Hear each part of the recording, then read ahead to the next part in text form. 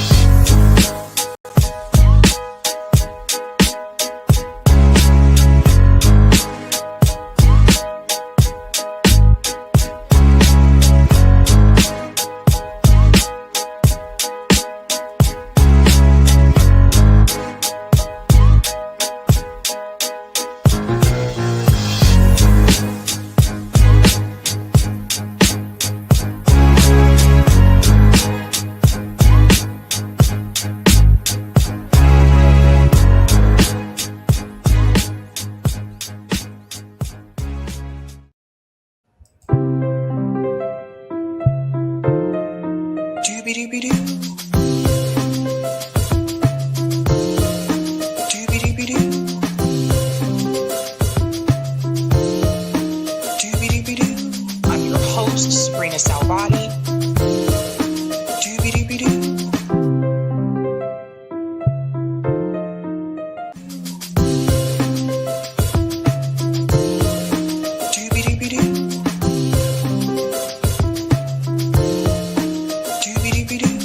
I'm your host, sabrinasalvati.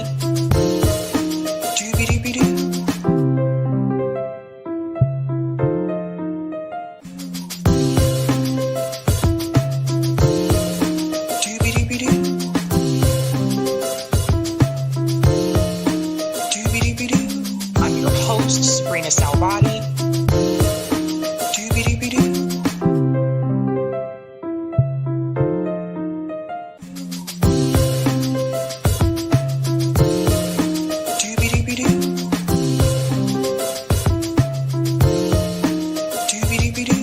I'm your host, sabrinasalvati.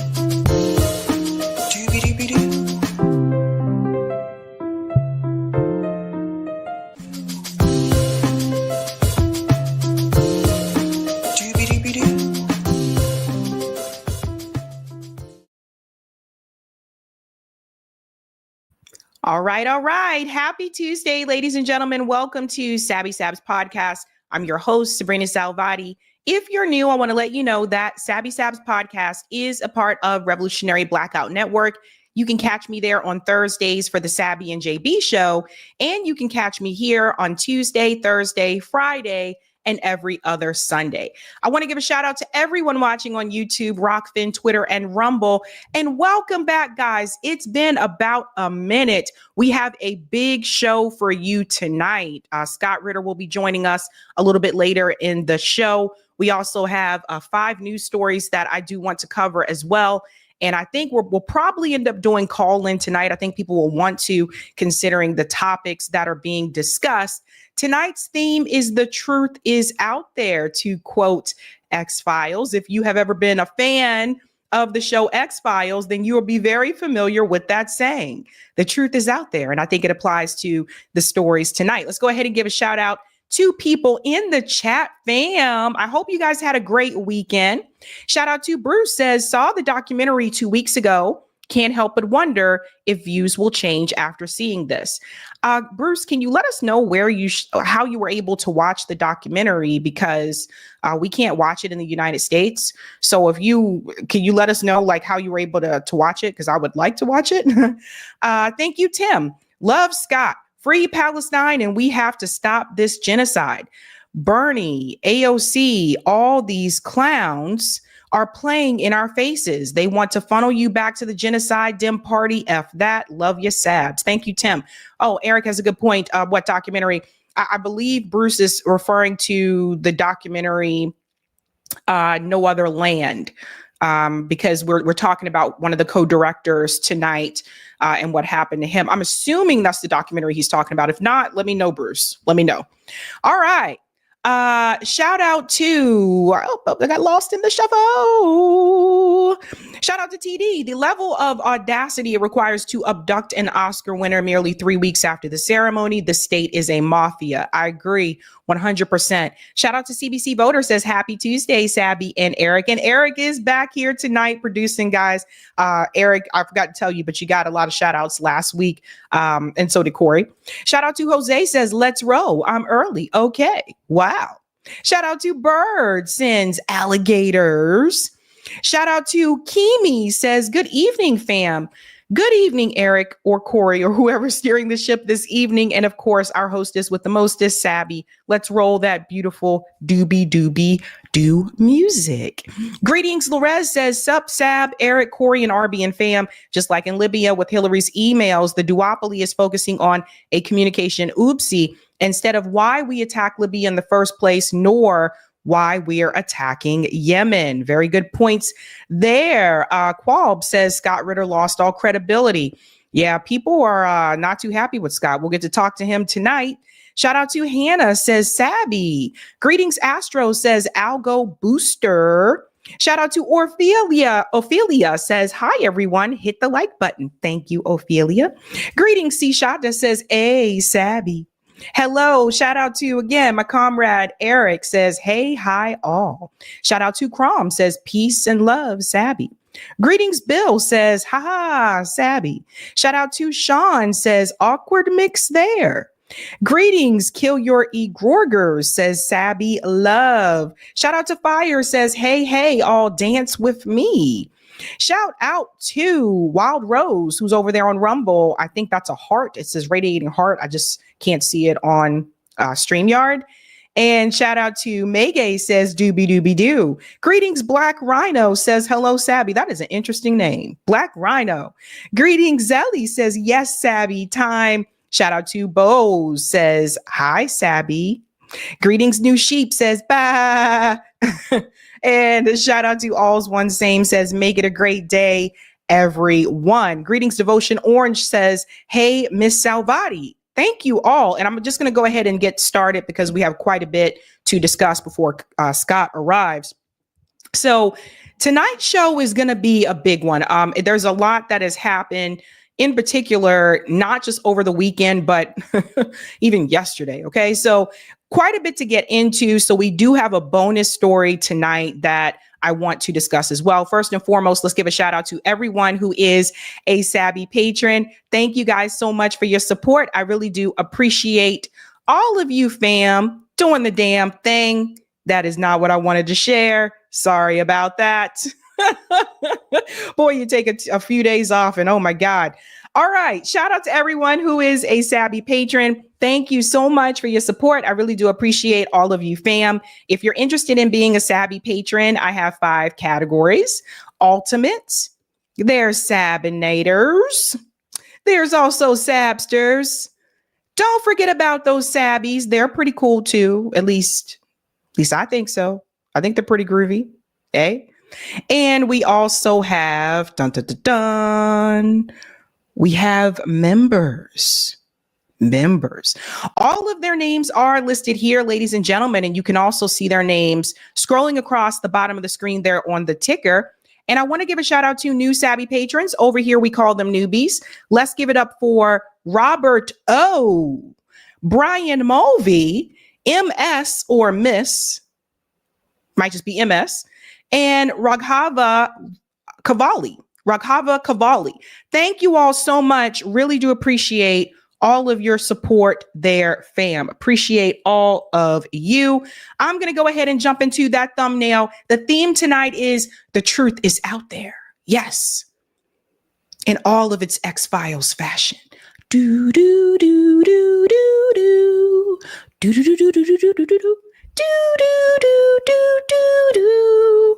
Some of the younger people in the chat are probably like, what the heck is X-Files? But I'm sure some of you are familiar with that show from the 90s. But the truth is out there, and we're going to dive into it tonight. Fam, let's go ahead and show that beautiful thumbnail. You know, it's not a Sabby show if we don't have any silliness going on, right? Gotta have some silliness. Tonight, ladies and gentlemen, this is what we're talking about. Scott Ritter will be here a little bit later in the show. We're going to dive into some things. We're going to talk about like what's currently happening, obviously, in the Middle East. We're also going to talk about this statement from the EU of wanting to arm themselves against Russia. So we'll get into all of that. We're also going to discuss Glenn Greenwald versus SAAGAR in Jetty. This is a really good debate because, you know, I think that Glenn Greenwald definitely considers himself to be a free speech supporter. But I think that this conversation really needed to be had about the way that people are being detained in this country. So they did have a debate about that, and we're going to get into it. I thought that was a great discussion. We're also going to discuss No Other Land director freed. So I have some good news about this story. If you heard about what happened to him the other day, granted, we're going to cover the whole thing, not just that he's freed. We're going to explain what happened to him. It's an atrocity, and everyone should be calling it out. We're going to do a deep dive. We haven't done a deep dive in about a couple of weeks, and tonight's deep dive is about Chuck Schumer. I have quite a bit to say here, ladies and gentlemen. I don't know who Chuck Schumer thinks that he's fooling, but we're going to dive into him tonight. I'm going to show you what Chuck Schumer is really trying to do. We're also discussing, a number of you sent me this story via email, and I wanted to wait a little bit until more information came out. We're going to try to crack this case. These twins, these brothers here, what happened to them, right? These twins from Georgia who were found dead. We're going to get into that story and try to see if we can put our spidey senses together and try to figure out what we think happened to those brothers there. And last but not least, we are also discussing, of course, the Hegseth signal chat controversy. So start us off right, ladies and gentlemen, and smash that like. And if you're new, don't forget to like, sub, and share, just like a Care Bear. The theme is the truth is out there, and we are getting started with the Hegseth story. Just give me just a second. It looks like I have to log back into Tight V and see it. There we go. We're going to get started with that Hegseth story, ladies and gentlemen. Let's go ahead and dive into that. So first and foremost, it appears that Pete Hegseth apparently had a signal chat group that he was using to communicate with, of course, other members of the Trump administration about possible war plans against the Houthis, well, mainly against Yemen, because they were going after civilians as well. Let's just keep it real. And apparently there was a journalist from The Atlantic that was a part of that signal chat, accidentally became a part of that signal chat. Let me explain something very quickly for those who are not aware. Signal is a text messaging app. I've used it before in the past. I don't use it anymore because a lot of people think that it's safe and that it cannot be hacked or whatever. That is not true. Signal can also be compromised. And that is the platform that they were using to apparently discuss military information, military plans, which obviously you are not supposed to do. The journalist appeared on CNN. Let's go ahead and bring him in. And there's some things I got to tell you about him as well and his background. I think you'll find this interesting. Let's get in. Secretary Hegseth there saying that nobody was texting war plans. Given you were privy to this group chat, is that how you saw it? No, that's a lie. He was texting war plans. He was texting attack plans. When targets were going to be targeted, how they were going to be targeted, who was at the targets, when the next sequence of attacks were happening. I didn't publish this, and I continue not to publish it because it felt like it was too confidential, too technical, and I worry, honestly, that sharing that kind of information in public could endanger American military personnel. But no, they were plans for the attack. They were texted before the attack. Okay, So this part is important because Pete Hegseth has claimed that this did not happen, that this is false. Obviously, as you guys know, I do have the screenshots of the signal chat.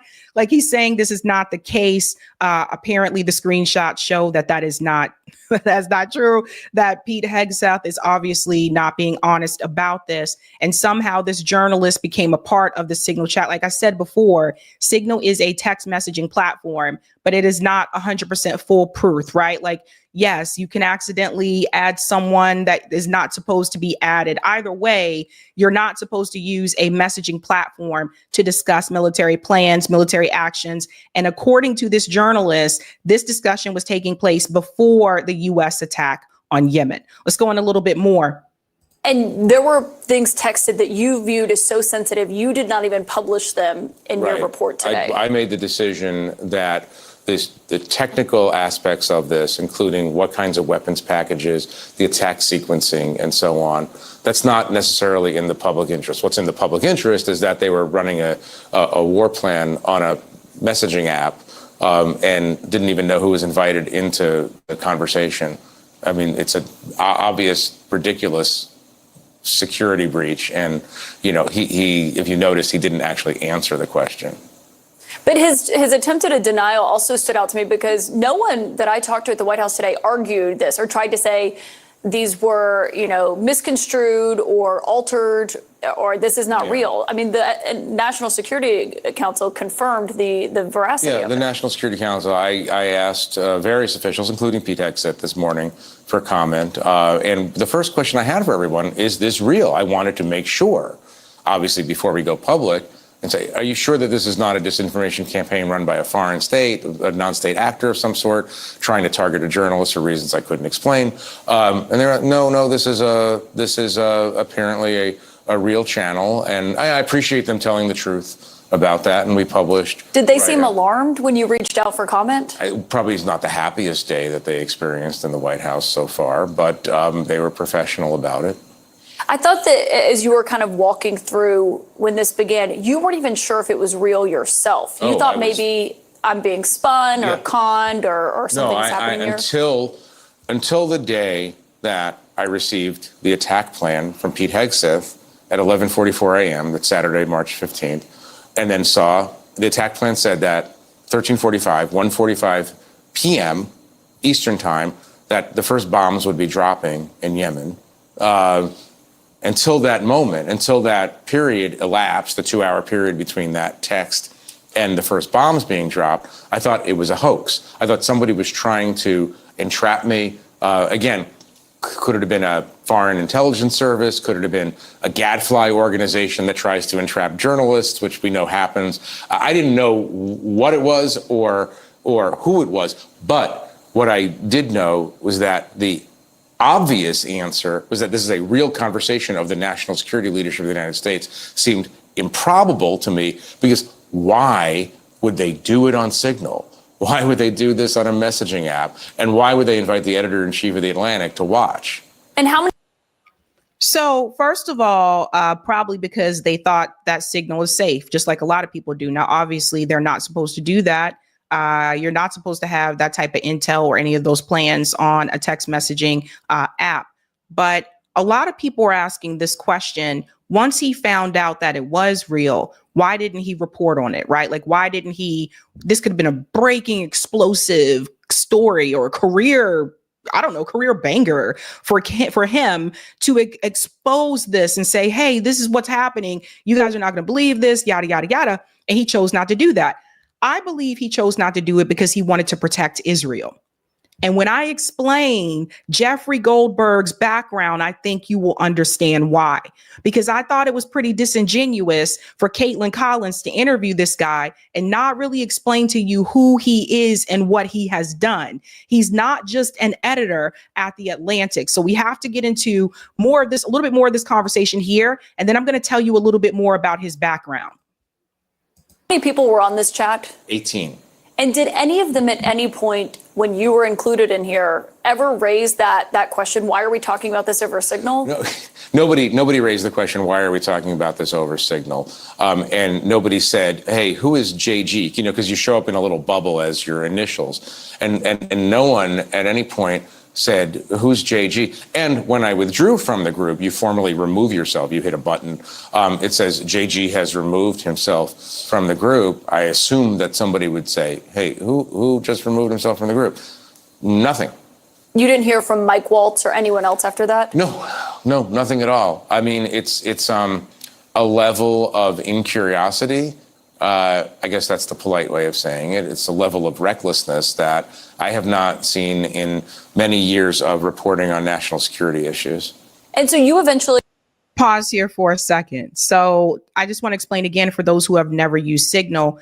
Typically, if you leave a group, and I didn't know this when I was new to Signal, but apparently if you leave a Signal group chat, it not only says to you that you left that group, but it also notifies everyone in the group that Sabrina left. So it would say, I guess his initials would have been JG. It would say JG left the group.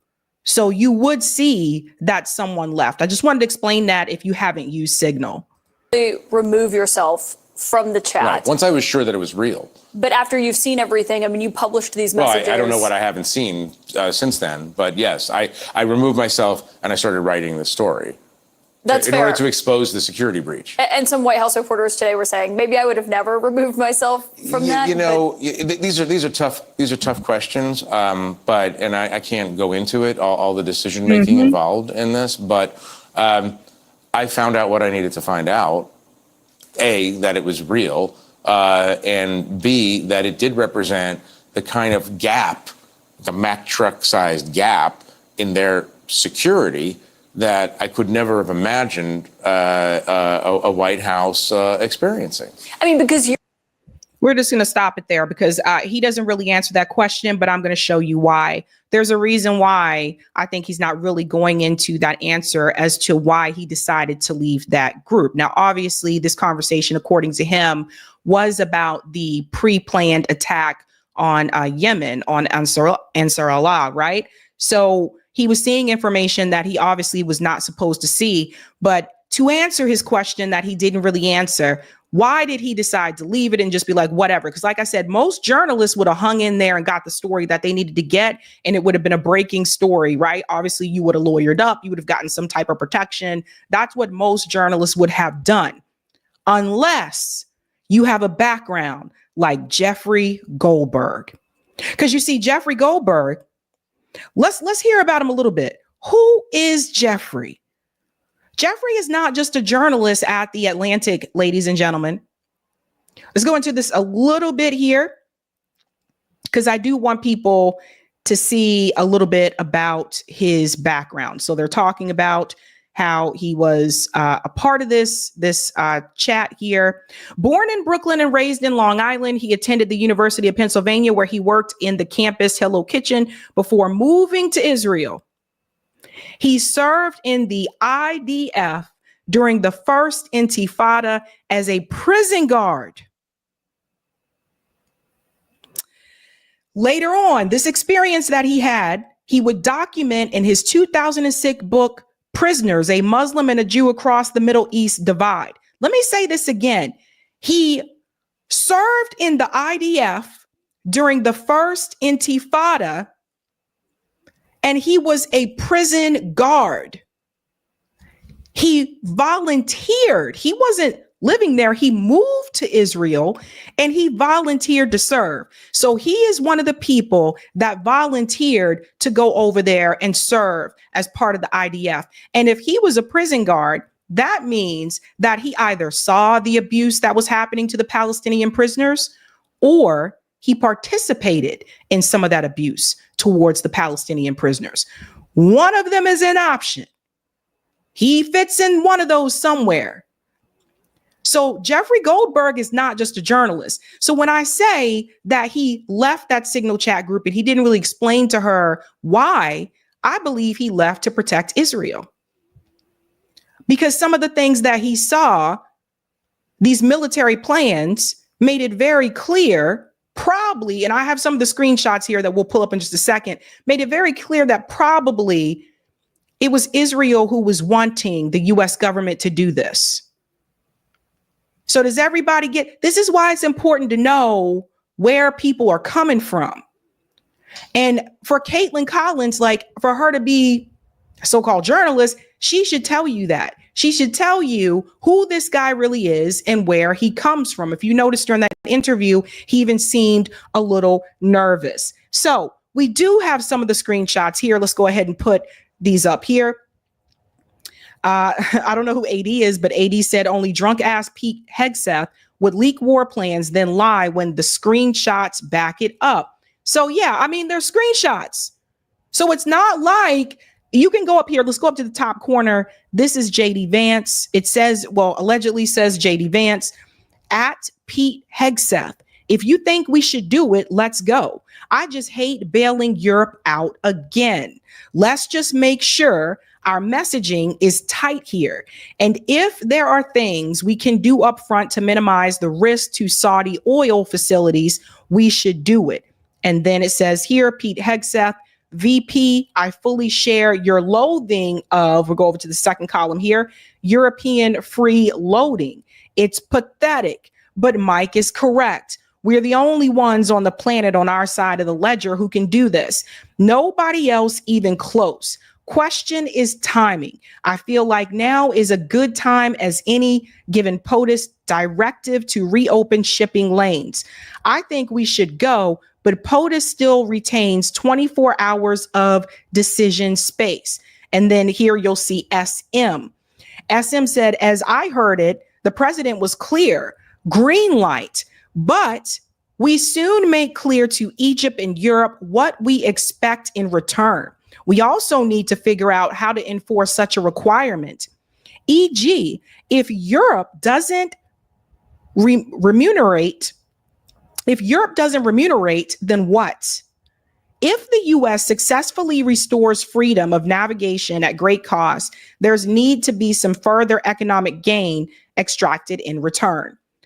Pete Hegseth right here says agree. Now, I want to show you something about these screenshots. Notice everybody else has their initials, but when you see a response from Pete Hegseth, it's a picture, which looks like a picture of Pete Hegseth.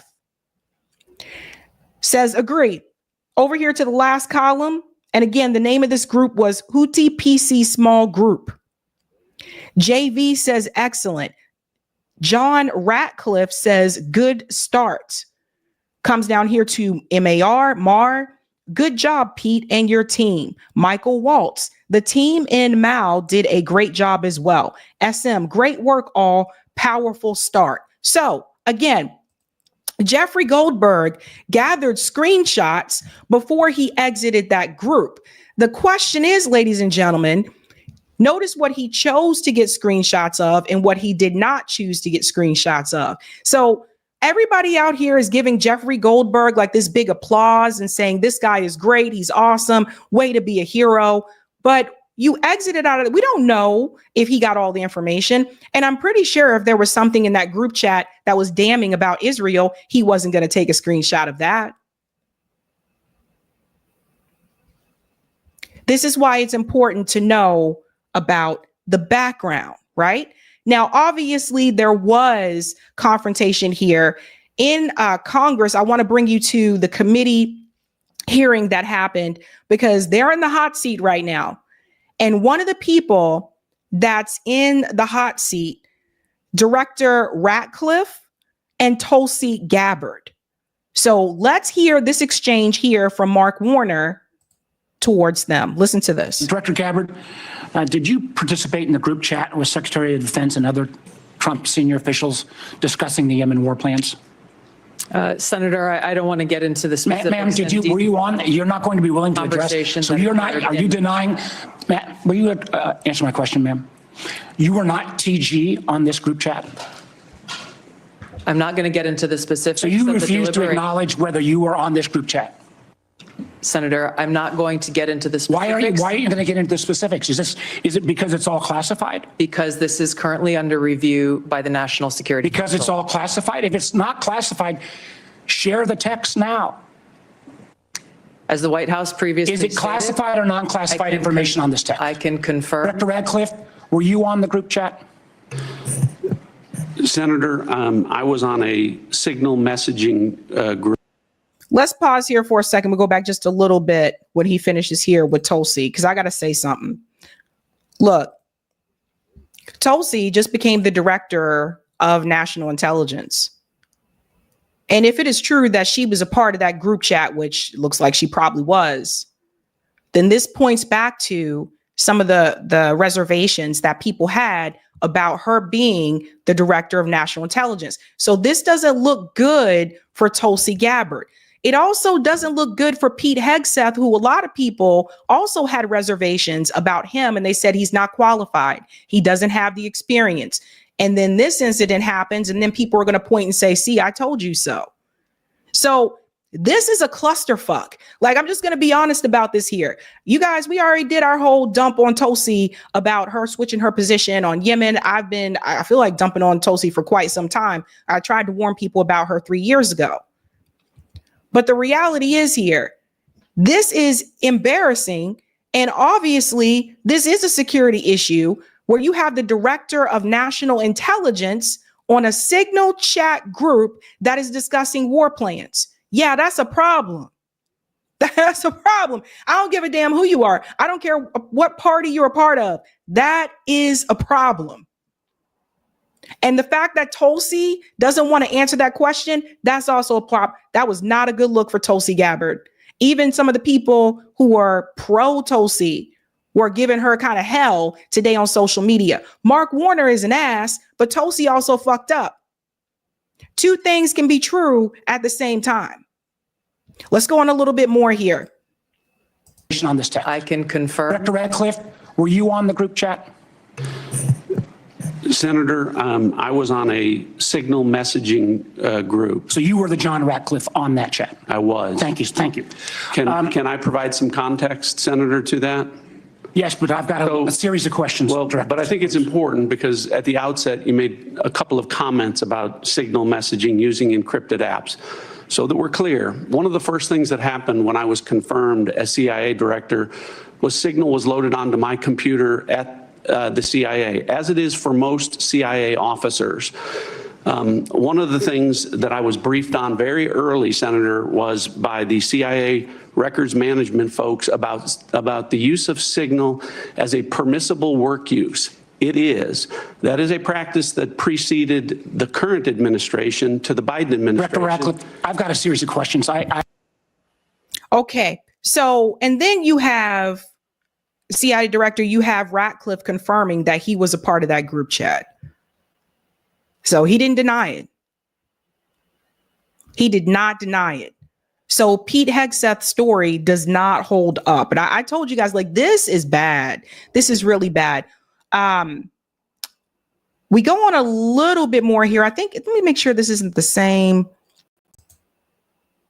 Oh, more questions for Tulsi. I do want to bring this up as well. There are a couple more questions for Tulsi here. Listen to this. Director Gabbard, were you overseas during any parts of these discussions? Yes, Senator, I was. Were you using your private phone or a public phone for the signal discussions? I won't speak to this because it's under review by the National Security Council. Once that review is complete, I'm sure we'll share the results with the committee. What is under? Hold up. He's asking her, was she using her public phone? Or I guess he's assuming her work phone to use the signal chat. I would assume that if you're the director of national intelligence, the work phone that you're given, I would assume you wouldn't be able to download Signal app. I would assume, and assuming if I'm correct, then that would mean it was another phone that was used.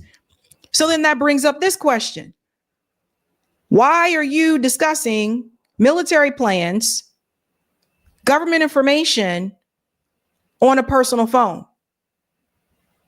And I want to bring you guys back to something because I'm seeing a lot of hypocrisy today. Because keep it real, Hillary Clinton was wrong for using her, her work emails on private. Hillary was wrong. I said that multiple times. And if you think what Hillary did was wrong, then you should think what they did was wrong. And I'm seeing a lot of hypocrisy. I saw it online. People were like, oh no, they're coming after them. This is a witch hunt. Da, da, da, da. I'm like, wait a minute now. If you said that what Hillary Clinton did was wrong, if you were angry about Hillary Clinton's emails, which I agree, what Hillary did was wrong, then you should also agree that what they did here was also wrong. And if not, that shows partisan bias. And that's exactly my point, that people often defend their party instead of holding on to said position. Two things can be true at the same time. It can be true that Hillary is wrong. It can also be true that they were wrong. Let's go on a little bit more here. I'm sure we'll share the results with the committee. What is under review? It's a very simple question. Are you a private phone or an officially issued phone? What could be under review? National Security Council is reviewing all aspects of how this came to be, how the journalist was inadvertently added to the group chat, and what occurred within that chat across the board. But so you were not going to disclose anything about whether you use the phone. So wouldn't disclose. R said they said Signal is one of the apps on their devices. That's great, but you're still not supposed to discuss military plans over a text app. And by the way, I want to warn all of you, a lot of you who are in these text messaging groups that are in these groups on WhatsApp, WeChat's another one, Signal's another one. You think that these apps can't be compromised? I'm here to tell you, you think people can't see what you're sending each other? I would strongly encourage you to find another way to communicate with each other, because here's the thing, intelligence can get around that stuff. You hear me? Intelligence can get around that. They can get into Signal. They can get into WhatsApp. They can get into WeChat. I would highly encourage you to use something else. That's a warning. That's a heads up to everybody, because I don't trust any of these things. I don't trust any of those apps.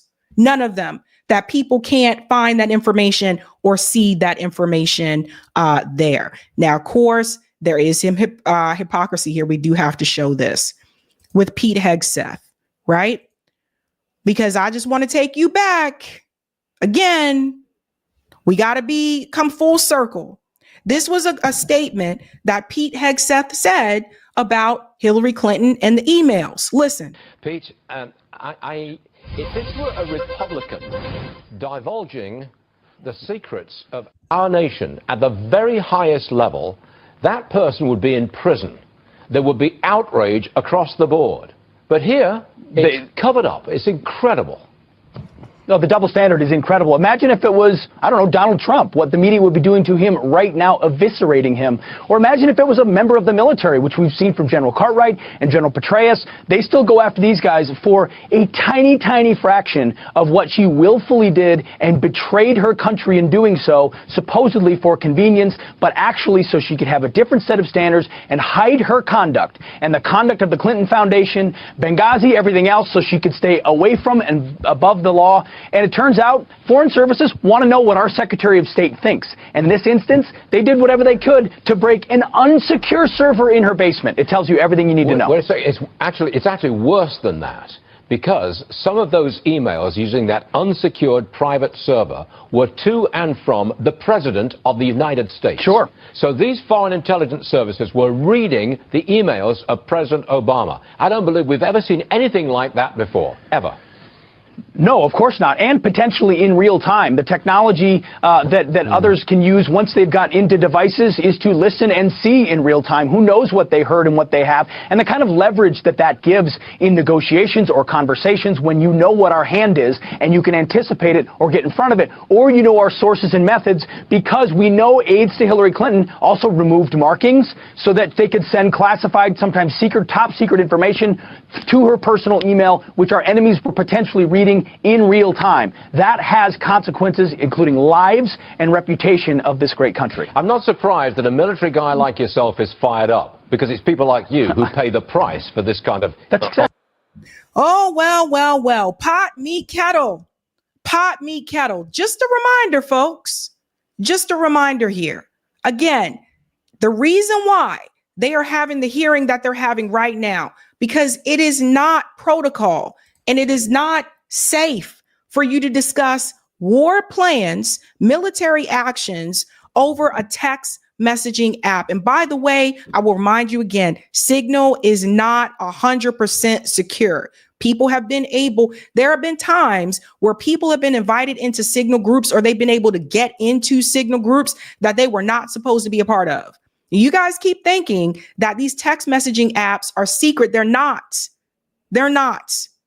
So here we go all over again. Not a good look for Tulsi Gabbard. Not a good look for Pete Hegseth. Not a good look for any of them. And don't forget Jeff Goldberg, the journalist who was accidentally added to that group chat.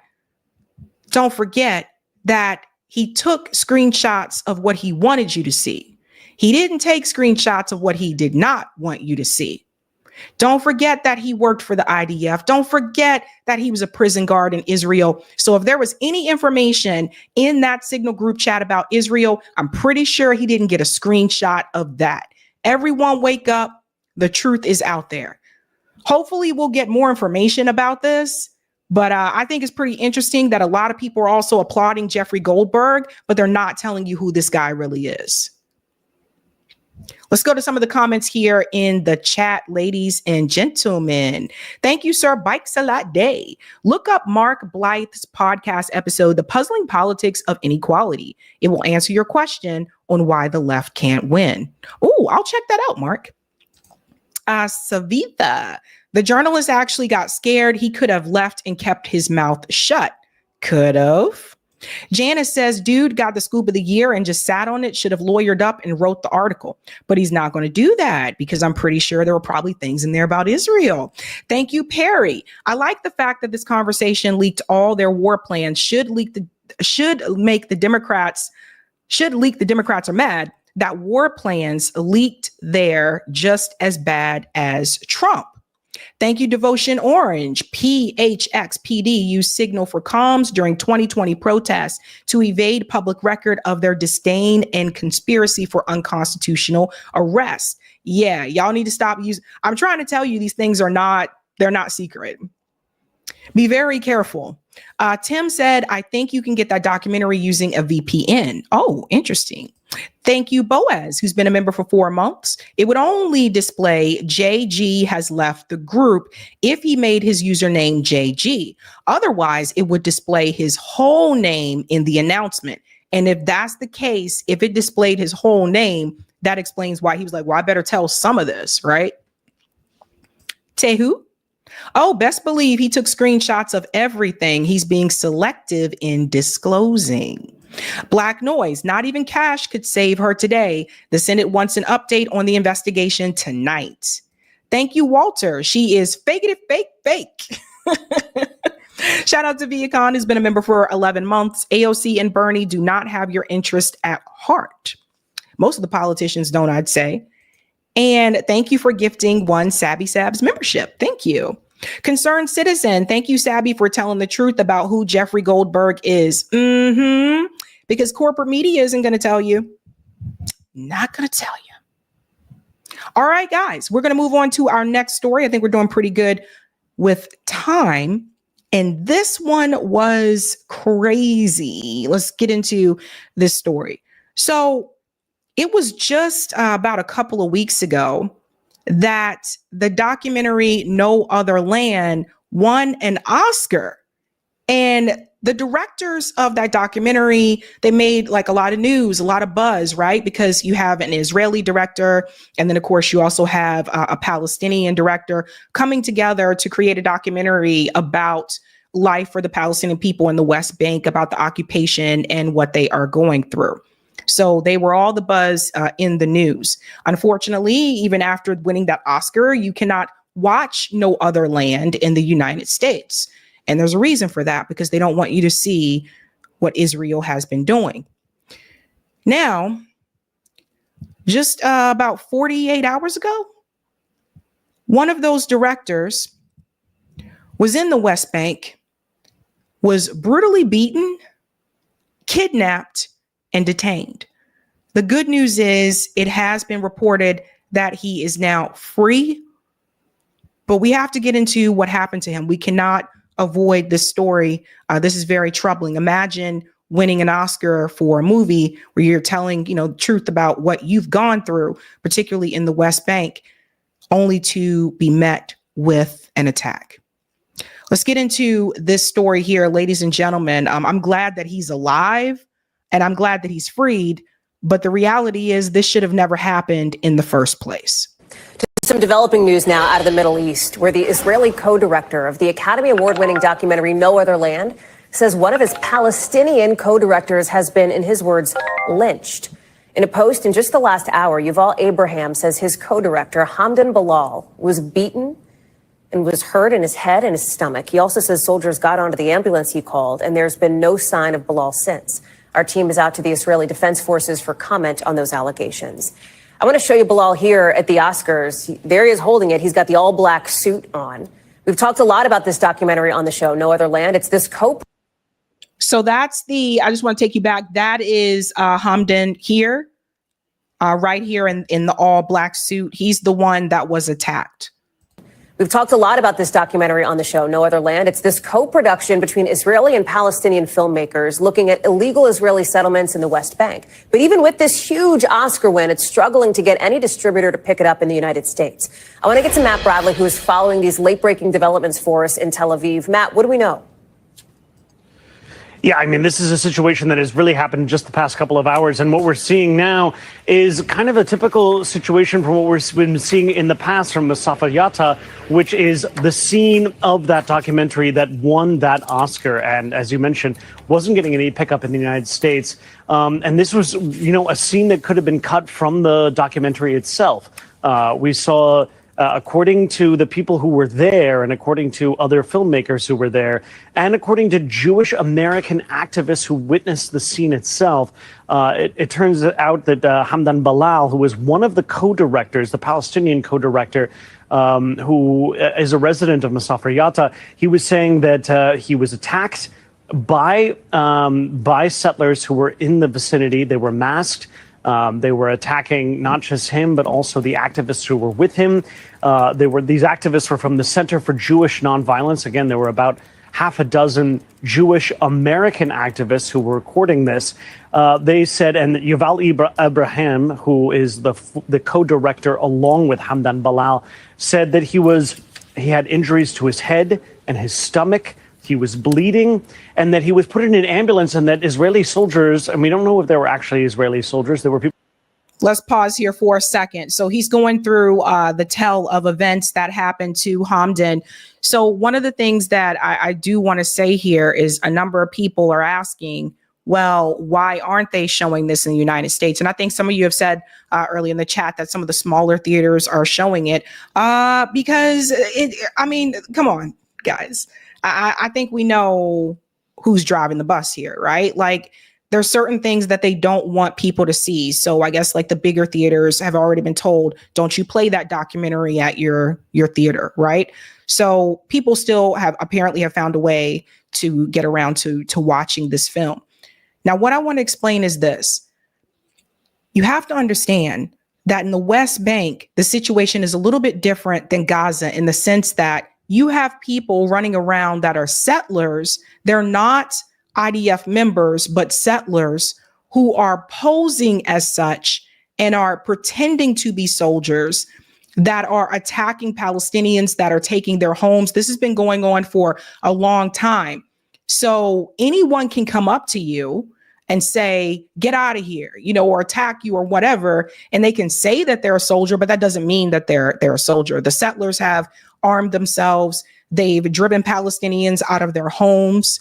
They've beaten them. There's a number of like documentaries and videos about this that you can find also on YouTube as well. So if someone approaches you and they pretend like they're a soldier, there's no guarantee that they actually are. It's not uncommon for that behavior to happen in the West Bank, where the settlers are pretending to be soldiers and they're not. Who were dressed as Israeli soldiers. And one of the things, Hallie, about that situation in that particular part of the West Bank, and actually in a lot of the West Bank, is that Israeli soldiers, or that settlers are deputized by Israeli soldiers, and they wear Israeli soldier uniforms, even though they are settlers. And I've been out there. They don't have markings. They don't have rankings on their epaulets, so you can't tell who they are. You can't tell what their ranks are. You can't tell what their names are or their numbers are. So in a way, they're able to do these deeds with impunity. With impunity, there's no accountability for what the settlers are doing. Now, I want to make a comparison here. Imagine if a bunch of Americans just started wearing cop uniforms and just started pretending to be police officers. Well, that would be a crime, right? Why isn't that a crime? What settlers are doing in the West Bank, why isn't that a crime? Why is it okay for settlers who are not a part of the IDF to arm themselves and push Palestinians out of their home, but then people will point and say that Hamas they received arms and they're not allowed to do that? Does everybody see the point that I'm trying to make? You got to remember, again, in Gaza, there is no military. There's no military because there are not two states. You don't have two states. You have Gaza, which is occupied by Israel, and then you have the occupied West Bank. But the Palestinian people don't have a military. So their way of resistance, that's how Hamas came to be. They were a resistance group. So it's okay for the settlers to arm themselves, but it's not okay for Palestinians in Gaza to arm themselves. This is the thing that I've been saying before. There's a constant double standard.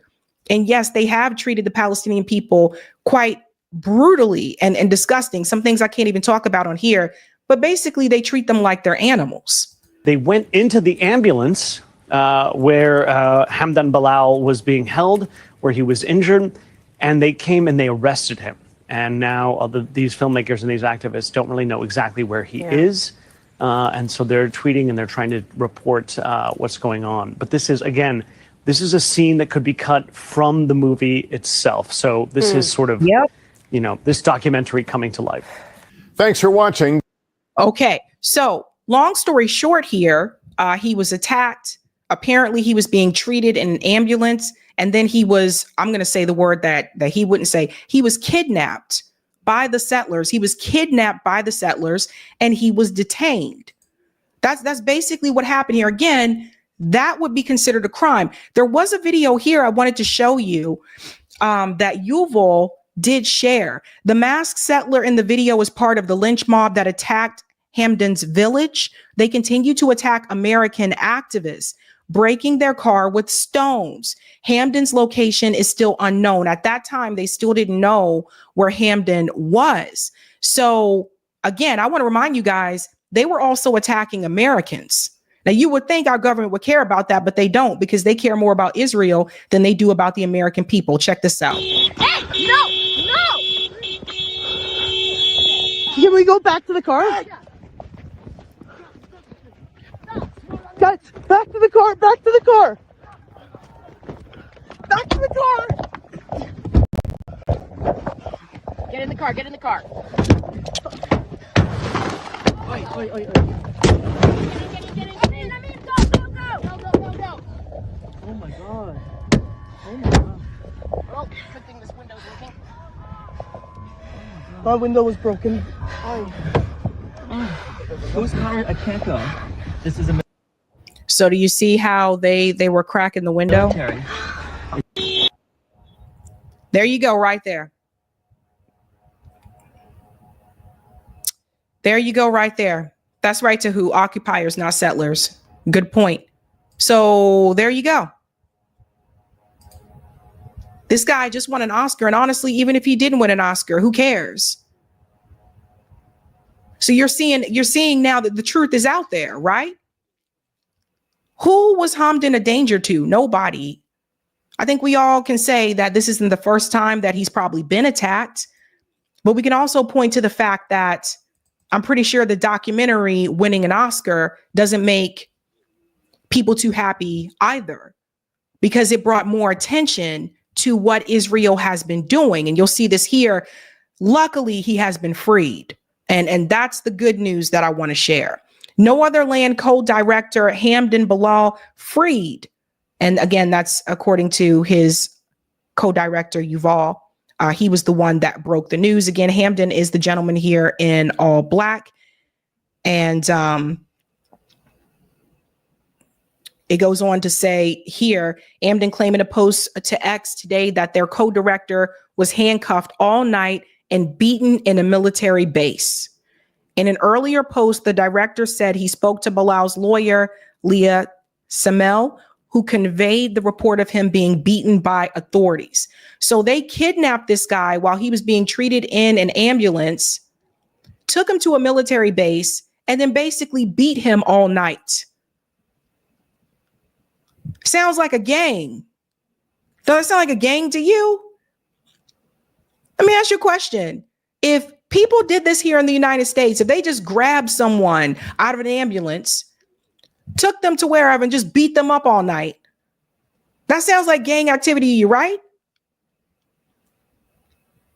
They beat this guy all night, and there's no accountability. There's no accountability. This is supremacy on steroids. If you know that you're not going to be held accountable, why would you stop doing what you're doing, especially when you believe what you're doing is right?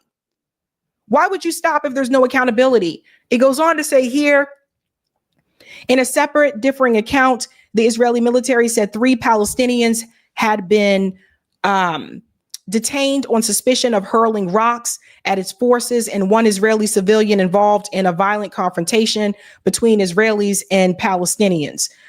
Of course, right? Always putting it back on the Palestinians. And it's never the Israeli, oh my God, the settlers who are doing this to these people. It says here as well, he recounted that Israeli settlers had attacked just a Palestinian residents in Hamdan's home village of Susia, were sitting down for the iftar feast, ending a day of fasting for Ramadan. So that's another thing to keep in mind. This is during Ramadan. The community was gathering to celebrate with one another. No matter when it is, Palestinians know that even picking up a stone could mean being killed or arrested for years of their whole life. The army watched and did nothing to stop the settler attack, and in fact, actively stopped anyone from coming to the aid of Hamdan and others who were under attack and were pleading for their lives. And then it goes on to say there was video. They had video of the attack as well. So the good news is that Hamdan is free. But the bad news is that this should have never happened in the first place. And also that there's not going to be any accountability for what those settlers did to him. The IDF has announced that they have launched an investigation, but I think we all know what that means. That's no different from a local police department launching an investigation of itself. Nothing's going to come of it. Nothing's going to come of it. People have to put pressure on these politicians because there were Americans who were also attacked as well.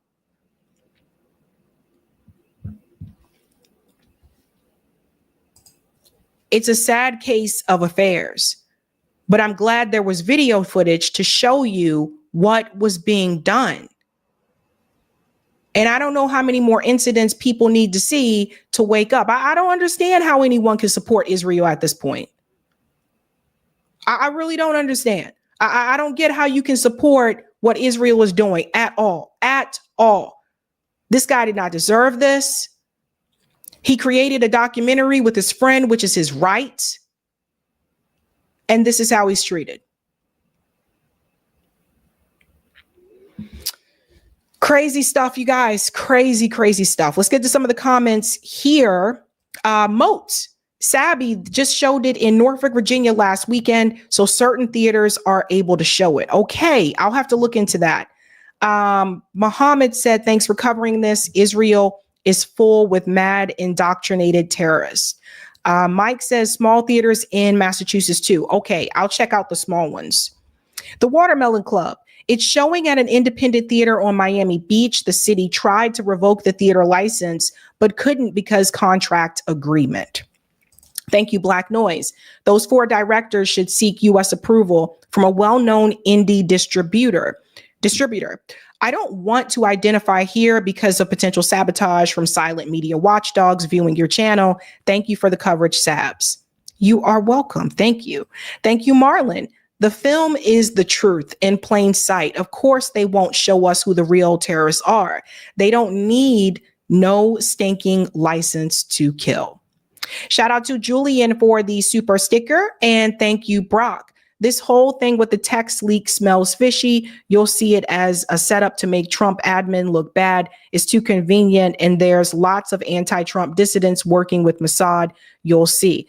Yeah, well, again, the CIA director confirmed he was in the group chat. So there's that. So maybe he's a part of that as well. I don't know, but he confirmed he was a part of it. Okay. We are moving on to a deep dive. Smash the like button if you haven't done so, folks, and it is time for a deep dive. It's been a while, but they're back.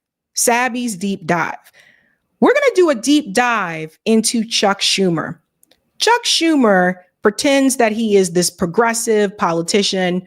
He pretends that he cares about progressive policies. But Chuck Schumer is not who a lot of people think he is.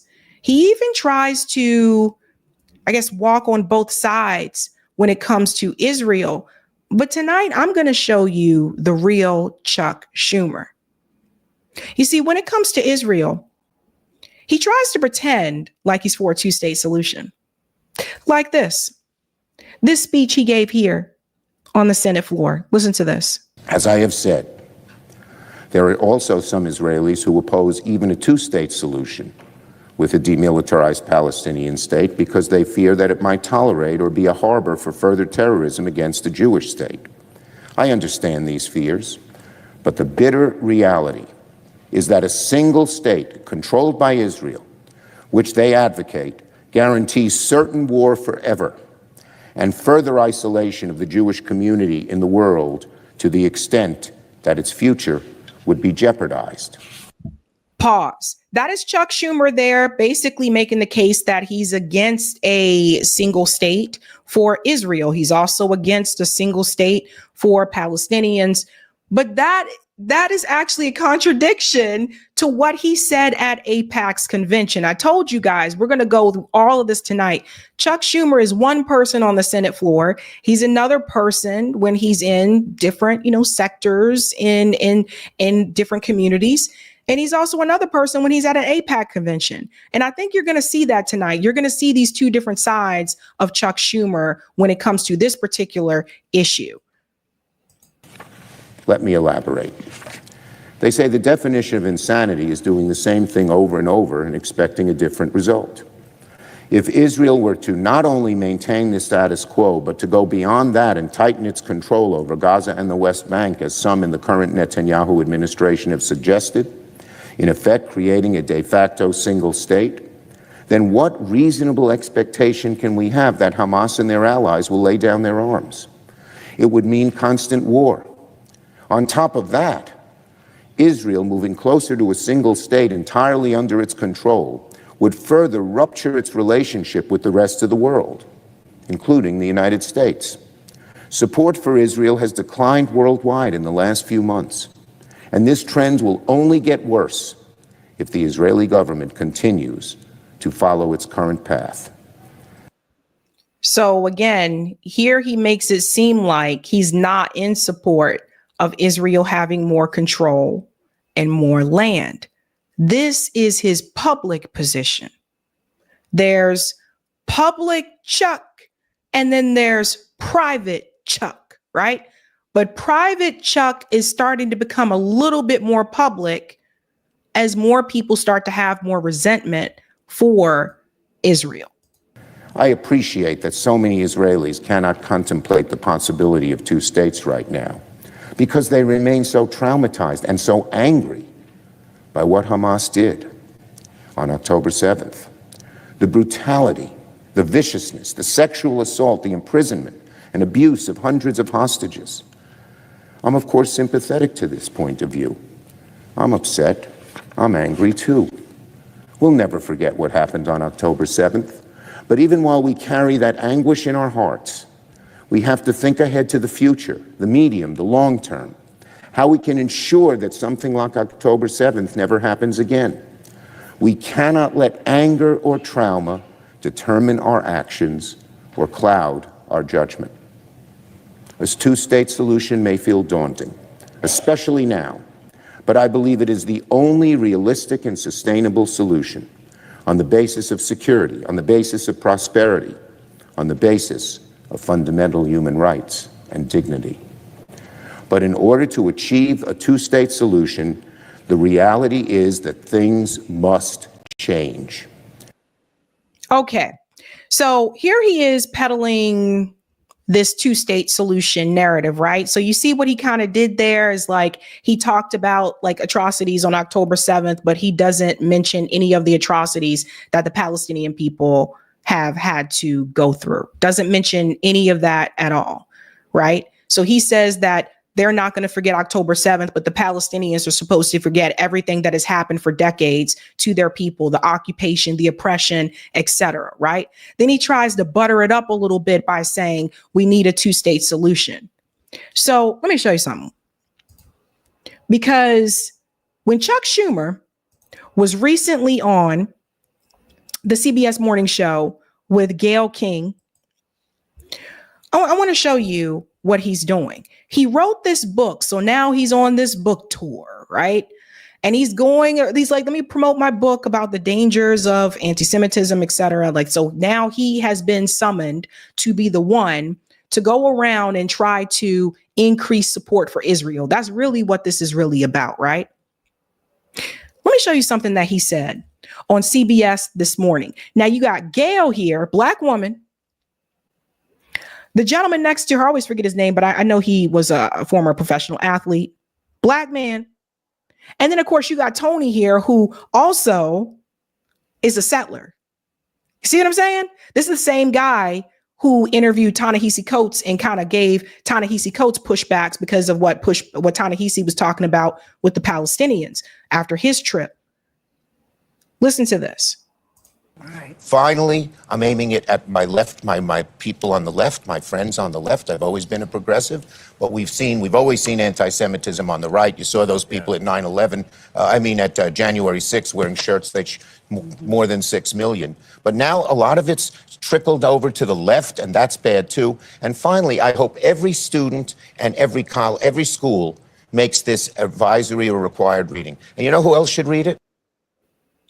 So now here's Chuck Schumer on his book tour telling people that this book that he wrote should be required reading. This is Chuck Schumer doing the bidding of Israel and also the bidding of Netanyahu. Even though he criticizes Netanyahu, he's still doing his bidding, which he'll expose himself a little bit later on when we get to that part.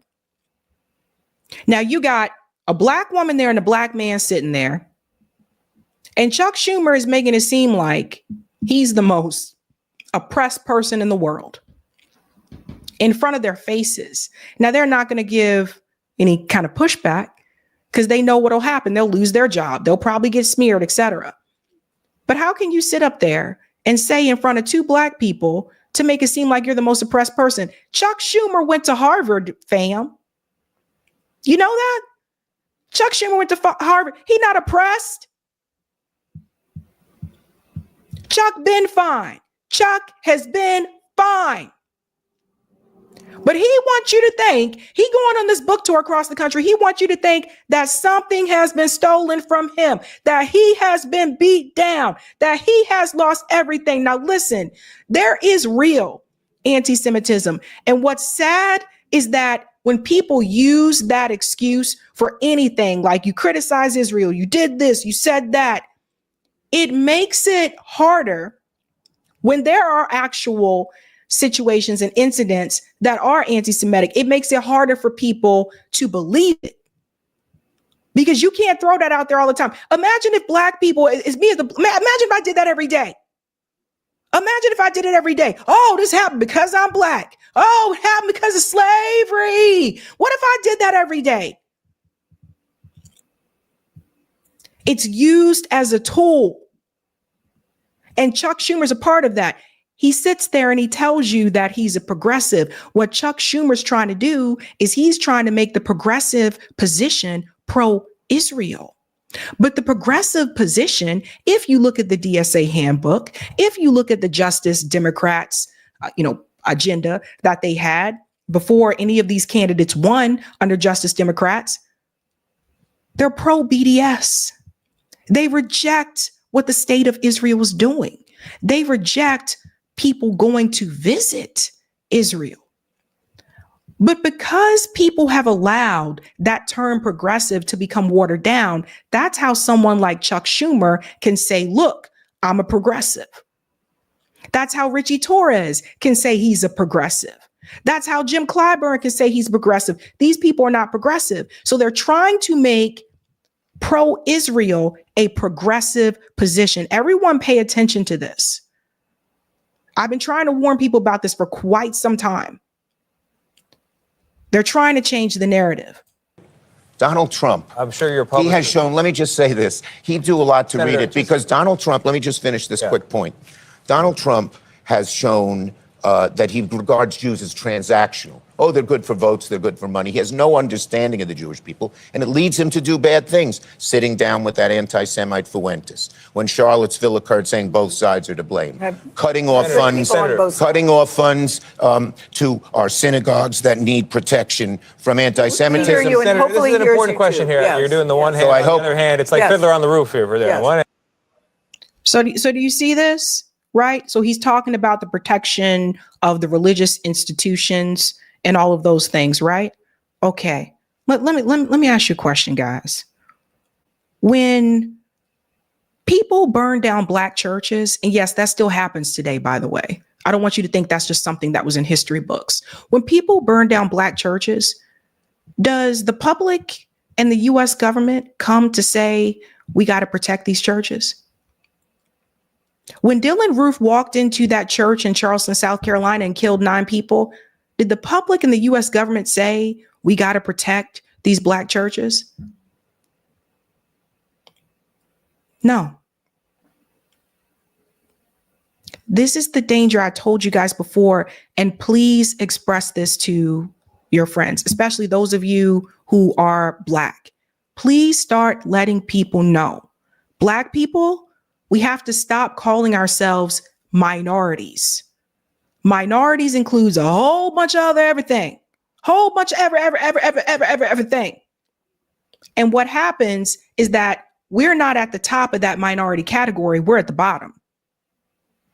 Same thing with people of color. We're not at the top. We're at the bottom. We're the last ones on the totem pole. So in order for us to get any type of gains as Black Americans in this country or a part of the Black community, we have to stop referring to ourselves as minorities and people of color. And I didn't always believe this. It took a while for me for this to sink in. I got to tell you, I didn't buy it. I was like, oh, what's wrong with that term? Oh, but what's a big deal? But as I just do research and I see who's actually benefiting the most by having that term, it's not Black people. When we had the conversation on the show about DEI, what did I show you? The evidence shows. The evidence shows that the DEI hires were mainly white women. So these things don't benefit us when it's this all live matter group of color people. We're at the bottom. We're not at the top when it comes to beneficiaries. So people have to point these things out. Stop saying that we are minorities. People ask me, oh, well, you call yourself African American? And I'm like, I'm Black. I always said, I never bought into this stuff. People always come up with all these different terms that I never bought into. At one point, people were like, now we got to call people Latinx. None of my Latino friends agreed with that. But people just created these terms and they put it out into the ethers and said, this is what you're going to be called now, right? When I was a kid, My parents said we're black, right? We're black. But then all of a sudden there was this new term that came around called African American. And my dad told me, he said, none of us in this family have ever been to Africa. Like, it just, so it was like, we have to stop letting people in power tell us who we are. We have to stop just putting ourselves up under all these groups that just include everybody else. Because to Chuck Schumer's point, when he is advocating for his people, he's advocating for his people. There's no separate other this. When Chuck Schumer and these other politicians, when they rushed to pass legislation in Congress, they rushed to pass legislation for his people. There was no include all these other groups.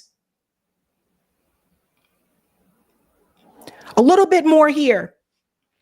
And on the other hand, this is an important question, though, that a lot of people struggle with. Anti-Semitism, and then the line between anti-Semitism and criticism of Israel, its government, its actions. Great question. To criticize Israel is not anti-Semitic. I've done it. I got a lot of flack when I criticized Netanyahu a while back. Yes. But when it goes over the line and you call someone an effing Zionist or effing Jew, now he's conflating Zionism with Judaism. See, this is the two sides of Chuck Schumer. This is what I was trying to show you. Zionism and Judaism are two different things. Judaism is a religion. Zionism is not. Zionism is a supremacy project. So you see the real Chuck Schumer coming out? It gets better as we go along. This is different from that whole we need a two-state solution thing you just saw, right? Notice that he said, there's nothing wrong with criticizing Israel. I criticize Netanyahu. Stop right there. It's easy to criticize Netanyahu, especially if you're a Democrat. Netanyahu's right wing. That's why it's easy for Chuck Schumer and Bernie and all of them to say Netanyahu has lost it. It's easy to do that. In fact, the Democratic Party expects you to criticize the right. But how often and when do you hear Chuck Schumer criticize the state of Israel? I'm not talking about the Likud party. I'm not talking about Netanyahu. Do you hear Chuck Schumer criticize Israel for the rampant racism? No, you don't, because that existed before Netanyahu was in power. It's like people who say things like, they say Donald Trump caused racism or something. They said Donald Trump is racist. Therefore, he created all the race problems, right? It's all because of Donald Trump, right? So it's easy to criticize Donald Trump, but racism existed in America before Donald Trump. So I sincerely hope that people can make those two connections there. Calling out Netanyahu's easy. Calling out the state of Israel and the rampant racism and the supremacy that exists is a totally different thing. And that is something that Chuck Schumer does not do. But he wants you to believe that he's progressive. About the guy who went on the subway car and said, all Zionists get out of the subway car. How about the head of the Brooklyn Museum, Jewish, but nothing to do with Israel, whose house was scarred in red paint? And when people say, from the river to the sea, that's the Hamas slogan. Hamas is genocidal. They want to get rid of all the Jews. You know, their charter says, that a Jew behind a tree? Shoot him. When Hamas... So none of them interrupt, right? But there was an old charter and there was a new charter. Chuck Schumer is purposefully saying things that he says came from, that's the older charter. He's doing that on purpose, just like he went on to The View recently, and he's still telling that lie about the beheaded babies, even though CNN and other corporate media outlets had to correct themselves for that as well. Even Joe Biden had to correct that statement. So why is Chuck Schumer continuing to spread this lie? Nobody ever saw any beheaded babies. It was just said. But you see beheaded Palestinian babies over and over again on X and other social media platforms since after October 7th. You've seen just babies just falling apart, children's bodies falling apart and everything. But they want you to pretend that that's not real. But they want you to pretend that these beheaded babies that nobody saw on October 7th is real.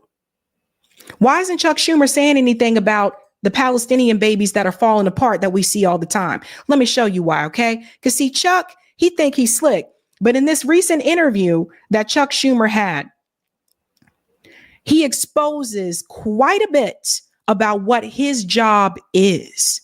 And his job is not to fight for you and me or even the people in his district. His job, and he mentions it here, listen to this. I told you he went to Harvard. Harvard was also the place where Schumer first saw left-wing anti-Semitism in action, using the cloak of anti-Zionism as it often does today. So do you see what he's doing? Again, they're trying to, and this is why they were trying to rush to change that definition, because they're trying to say that being a Zionist or being anti-Zionist is also anti-Semitic. That's what they're trying to do. The majority of Zionists, by the way, are not Jewish. You have there's some crazy Christian evangelicals out there that are a big part of that Zionist movement. So he goes on to tell you what he was ordered to do. And let me just go down here. Okay. But he also warned that the greatest danger to Israel long term is if you lose half of America, the liberal half. Everybody hearing this? On one of Netanyahu's previous visits to the United States, Schumer told me he urged the prime minister to go on Rachel Maddow and not just Sean Hannity. Netanyahu ignored the advice, and Schumer, in a Senate speech, later called for new elections to replace him, for which he remains fiercely proud. It showed Democrats, he said, that it's possible to oppose Netanyahu while championing the Jewish state. My job, he told me, is to keep the left pro-Israel. My job, he told me, is to keep the left pro-Israel. And that's what Chuck is paid to do. That's why he's not talking about the dead Palestinians. That's why he's not talking about all the kids that have died in Gaza. That's why when it came to George Floyd, when it came to police brutality, he just put on kente cloth for Black people, didn't offer you anything, just a piece of cloth. There was no legislation rush to protect you. That's why he's not looking out for his district. That's why he's not fighting for you. He is not assigned to do that. His job is to keep the left pro-Israel. And if you look at this and you see, when it comes to the money, you can see it yourself. Now, I didn't make this up. Chuck Schumer, over $1.7 million.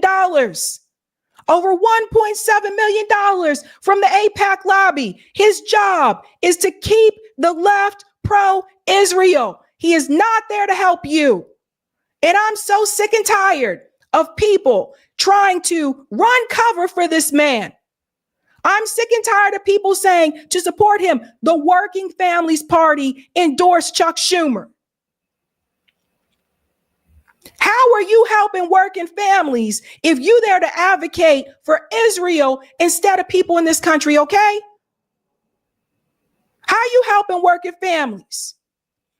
How are you progressive if you're taking all this money from the Israeli lobby? You're not. These people are dangerous. They're a danger to society, and people have to see this. You have to see it for what it is. And I said this as well. He is there to serve Israel. He is saying it out in the open. How do people feel about these politicians prioritizing Israel? Everyone in Israel has health care, but not in America. I don't hear them calling it socialism in Israel. These parties have been playing us for years. People need to sit back and ask this question, folks. Open up your mind for a minute. I don't give a damn what side of the political aisle you're on. You need to ask yourself this question.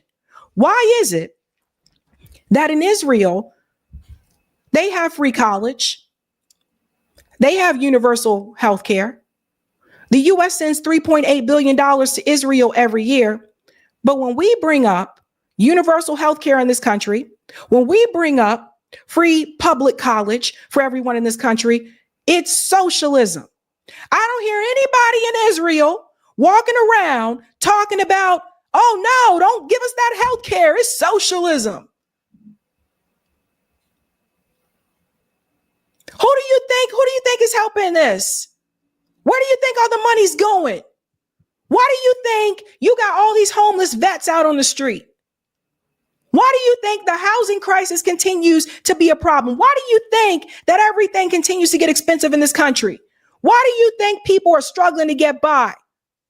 It was made very clear that the priority was going to be Israel. My point in this is to tell you that Chuck Schumer is no different. Just because he has a D next to his name, that don't mean a damn. Now they can take US dollars and they can give it to Israel and make sure they got everything that they need. But you got people starving right here, boo. You got people that can't afford to pay for surgeries that they need right here. But in Israel, everybody got just what they need. You see, when I say the truth is out there, I want you to see this is the real Chuck Schumer. This is the Chuck Schumer at an AIPAC convention. I want you to hear the real Chuck Schumer. I want you to hear what he really feels. The view of Palestinians is simple. Well, the Europeans treated the Jews badly, culminating in the Holocaust, and they gave them our land as compensation. Of course, we say it's our land. The Torah says it. But they don't believe in the Torah. So that's the reason there is not peace. They invent other reasons, but they do not believe in a Jewish state. And that is why we in America must stand strong with Israel through thick and thin. We must, because that is the reason, not any of these other false shibboleths, why there is not peace in the Middle East. Too many people don't understand that here in America. So do you see the difference between the rhetoric that he said on the Senate floor and the rhetoric that he said at this AIPAC convention? At the AIPAC convention, he tells you that it's his land. He tells you it's his land. And he says it's his land because the Torah says so. Well, there's a lot of books that say a lot of damn things, okay? There's a lot of books that say a lot of damn things. And even for the Christian Zionists who point back and they say, well, the Bible says, I don't remember reading any part in the Bible as someone who grew up in the church that said these European settlers have the right to this land. They're not indigenous to the land. They changed their name when they moved there to make it sound like they're indigenous. They're not. That's the real Chuck Schumer. This is the person people want you to get in line and just support. This is the person who refuses to step down from the Democratic Party, step down from the Senate, even though he's called to do so. He's not willing to step down because he told you his job is to make sure that the left is pro-Israel.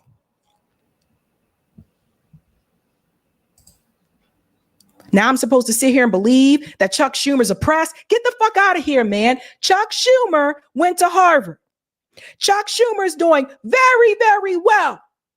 But when we were protesting in the street over police brutality, Chuck Schumer wanted you to see this. His response was, let me put on a kente cloth and show the black people that I'm okay with them. I understand your pain, black people. Let me put on a kente cloth scarf. That's what we get. When our communities are broken, when they're poisoned through environmental poison, when they're attacked, the response is symbolism. There's no legislation that is rushed through Congress to try to help or save us or protect us. And Chuck Schumer, his response is, let's put on some kente cloth and let's just make black people feel a little bit better through some symbolism. But I didn't see Chuck Schumer going around saying, let's help black people from the police. I didn't see none of that. I don't see Chuck Schumer saying, let's protect these black churches. I don't see Chuck Schumer saying, let's keep the drugs, let's keep all of the poison out of black communities. I don't hear Chuck Schumer talking about Cancer Alley, boo. I don't hear any of these things. And people continue to vote for these people just because, oh, they got a D next to their name, just vote for that person. Do you not understand these people are a cancer to the black community? They're not helping us. Standing there with the cloth on looking goofy as hell. They are not helping us, and they're not trying to help us. And then we get to this, and this is how I'm going to wrap up this deep dive. Now everybody's going on and they're talking about this interview that Bernie Sanders had where he got up and walked out because the interviewer came to him and said, what do you think about AOC, running for the Senate? I want to tell you what this response is really about, because I don't think people are seeing this the way that I saw it. Watch this. When I talk about protection, this is what I'm talking about. Back when I first came to the Congress and the House, I helped form the Progressive Caucus. We had 5 people in it at that time. Now they got close to 100. So you got a whole lot of good people. Alexandra is extraordinary. I am so impressed by her work in Congress and she inspires young people all over the country. Would you like to see her joining the Senate? Right now we have, as I said, just a whole lot of people in the Congress. Okay, Jonathan, thanks. Wait, I got one more. This is important. No, I asked you. Okay. You want to do nonsense, do nonsense. No.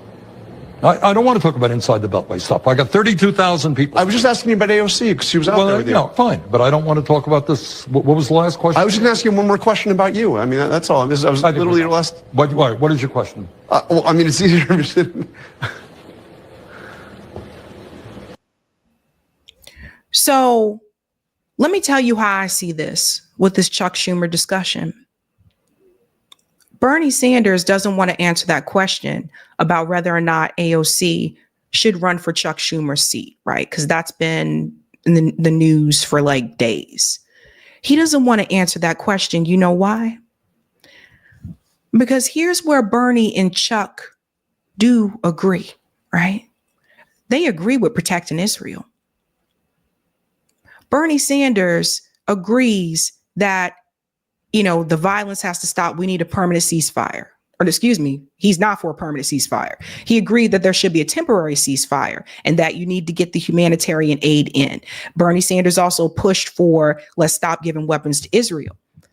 But make no mistake, people got to remember that Bernie also lived in a kibbutz. He lived in a settlement. People have to also know that Bernie refused to call what was happening to Gaza genocide. Till this day, he still won't call it that. So what people have to understand is Bernie Sanders was protecting Chuck Schumer because Chuck Schumer and AOC do have a difference when it comes to Israel. Now, I don't agree with AOC doing that webinar, conflating anti-Semitism with anti-Zionism. I heavily was against that, and the DSA called that out, and they were heavily also against that. But AOC supports BDS. Bernie Sanders does not, and neither does Chuck Schumer.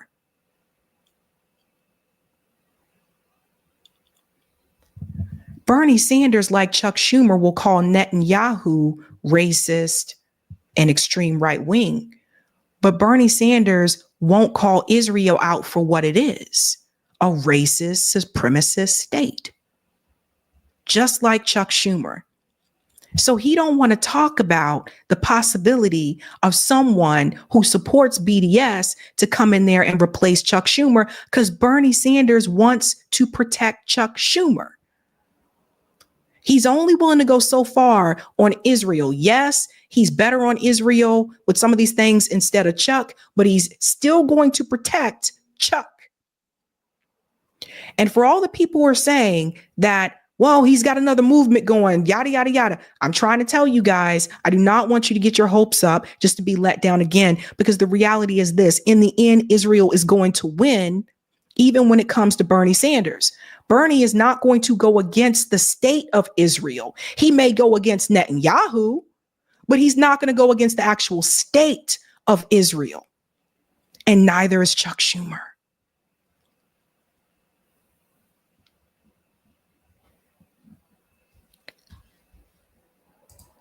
People are being played.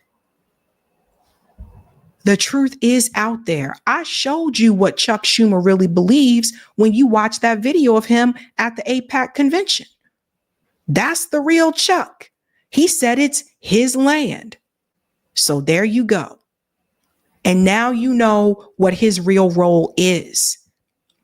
His role is to make sure that the left is pro-Israel. His goal was not to make sure that you have a respectable wage, that you're able to take care of your fam, your friends, that you can put groceries on the table. That's not his role. His role is to protect Israel and to make sure that the left is pro-Israel. Now you know, pass it on. Let's go to some of the comments here, ladies and gentlemen. And Corey, Eric, whichever one of you, we can go to part 2 of Type VNC. Let's go to some of the comments, ladies and gentlemen. Thank you, Dwayne. Just as European settler, colonialist, racist state, Rhodesia had no right to exist, neither does Israel. Rhodesia became Zimbabwe. Make Israel Palestine again. Thank you, Courtney. Please consider getting a theme jingle for your deep dive segments. That's a good idea, actually. Thank you, Marlon. A year too late and 10-7 is a false flag event. Thank you for this as well, Marlon. Supremacy in sheep's clothing. Thank you, Salman. He needs to connect anti-Semitism to anti-Zionism. It's the only way to become a protected group in the imperial project, because it benefits the expansionist ideology. They never cared about, we must be careful with saying here. They never cared about its IE. It's only a loyalist colony in the Middle East forward base. Thank you so much for that, Salman.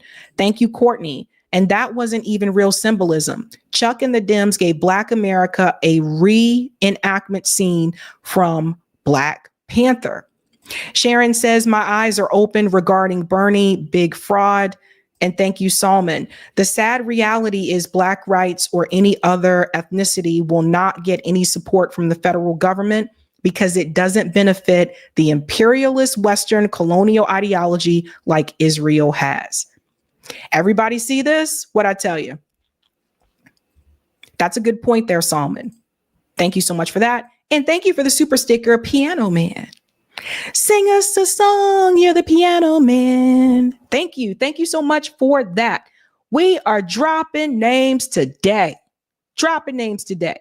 Now that was kind of heavy, so we're going to have a little bit of fun. Is it okay to have a little bit of fun? All right. We're going to take a little bit of a fun break here, ladies and gentlemen. So I saw something kind of cool. And apparently the mascot, Harry the Hawk, at the Atlanta Hawks game, decided to do a little performance here. I'm going to show this to you guys. I thought this is so funny just because it's a hawk. It's a hawk, and the hawk is dancing. He's dancing to Kendrick Lamar. Watch his little head bob around. Watch this. They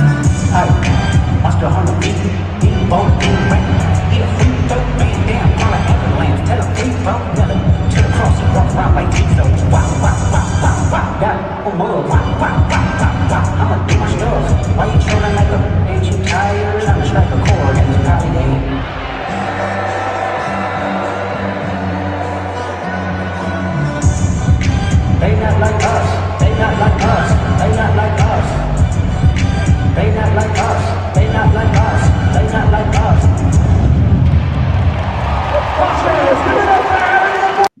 That's Harry the Hawk, guys. It's a hawk. terrible. It's so funny. You just hear a little hawk head bobbing around. And here's another funny one. So everyone's been asking me my opinion about, well, not everyone, but a lot of people have asked me my opinion about this new fitness morning routine trend that's going on. So we'll take a look at it. And there's some parts that are kind of funny. So it's the morning routine, and this is kind of going viral around, ladies and gentlemen. So apparently he gets up at 3:52 a.m. So you guys let me know what you think.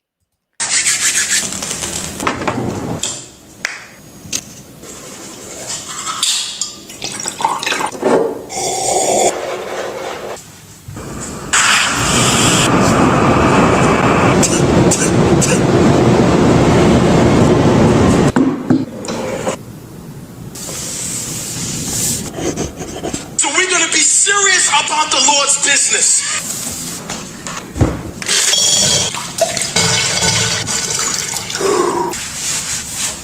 So just pause, and men in the chat, please let me know.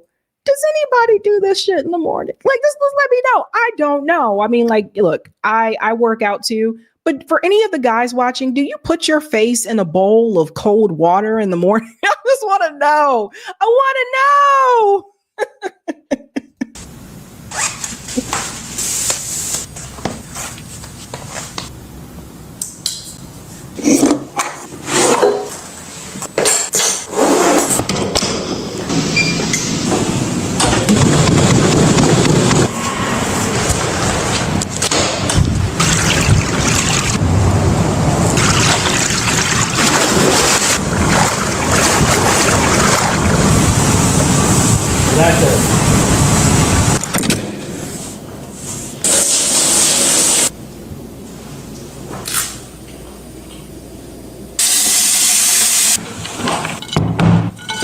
So looking at it, bro, we got to go ahead and get in at least 10,000.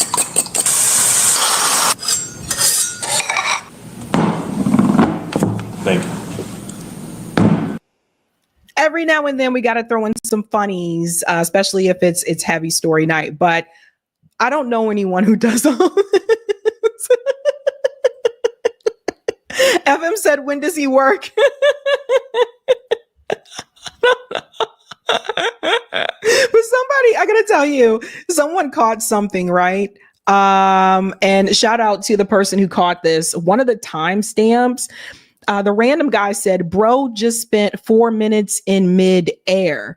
So he's right. And I didn't catch this at first because right now it says 7:26 a.m. It changes to 7:40.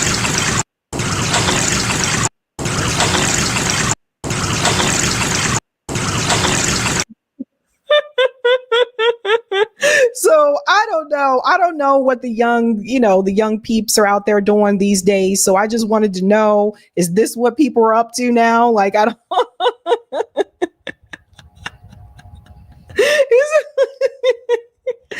I don't know, man. Totally stuff. So cool to have a little fun break there, ladies and gentlemen. And we have one more story that I want to get into before Scott joins. Scott's going to join us at about 9. So this story, and guys, we're going to try to solve something. We're going to put our little brains together and try to figure some things out. Okay. There's a set of twins in Georgia who apparently disappeared. Now, a number of you sent me this story, and I wanted to wait for a little bit for more information to, come forward. From what I understand, these twins were found in the mountains in Georgia, but they were supposed to be heading to the airport to go to Boston. That was on March 7th. They were found dead in the mountains in Georgia, and they were shot. Originally, the police tried to rule it out as unalive. They unalived themselves, but obviously that didn't make any sense. And now they're saying something different.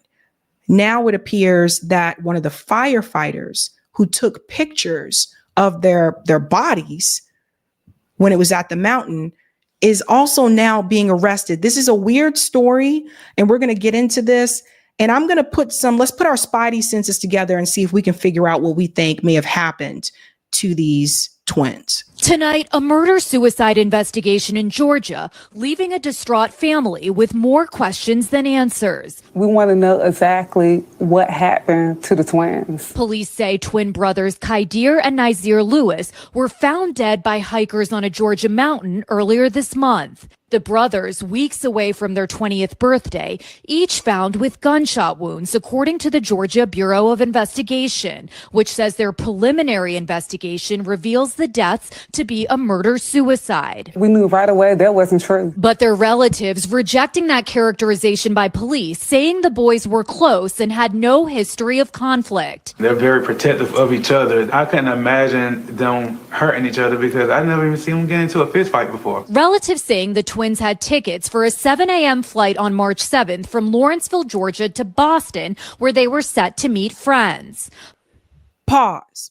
Now let's put our spidey senses together. So first of all, I have watched a lot of documentaries, docuseries over the years about people who have just disappeared, right? So at one point they were considered missing. I don't believe that people disappear. From what I have seen from all these documentaries and docuseries, usually someone knows where they are. Oftentimes it's someone that is an acquaintance, but sometimes it is a stranger. But I don't believe that people just disappear, right? Somebody knows where they are. So let's start with March 7th. They were supposed to go to Boston from Lawrenceville, Georgia, which is here, to Boston, which is where I am, right? But they didn't make it there. So hold on to that thought. Let's go in. But on March 8th, their bodies were found at the summit of Bell Mountain, 90 miles away from their home and in an area their relatives believe they had never visited. Pause right there. Now, this was my birthday. That was March 8th. So if they were supposed to fly to Boston, how do they end up at Bell Mountain Summit instead of at the airport? And one question that I have not received an answer to is this.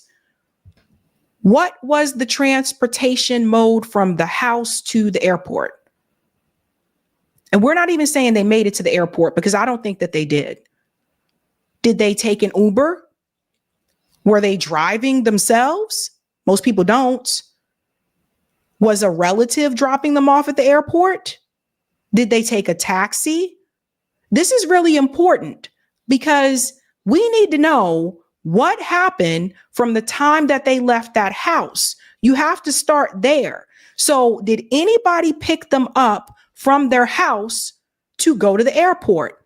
That is the missing piece, ladies and gentlemen. We need to know the transportation method. And I can't find that information anywhere. If you guys have seen it, feel free to let me know. But I've looked all over and I haven't received an answer to that question. Because if they took an Uber, Uber would have a history of that. That would be logged. If they took a taxi, you would also think there would be a record of that. So this story does not make any sense to me.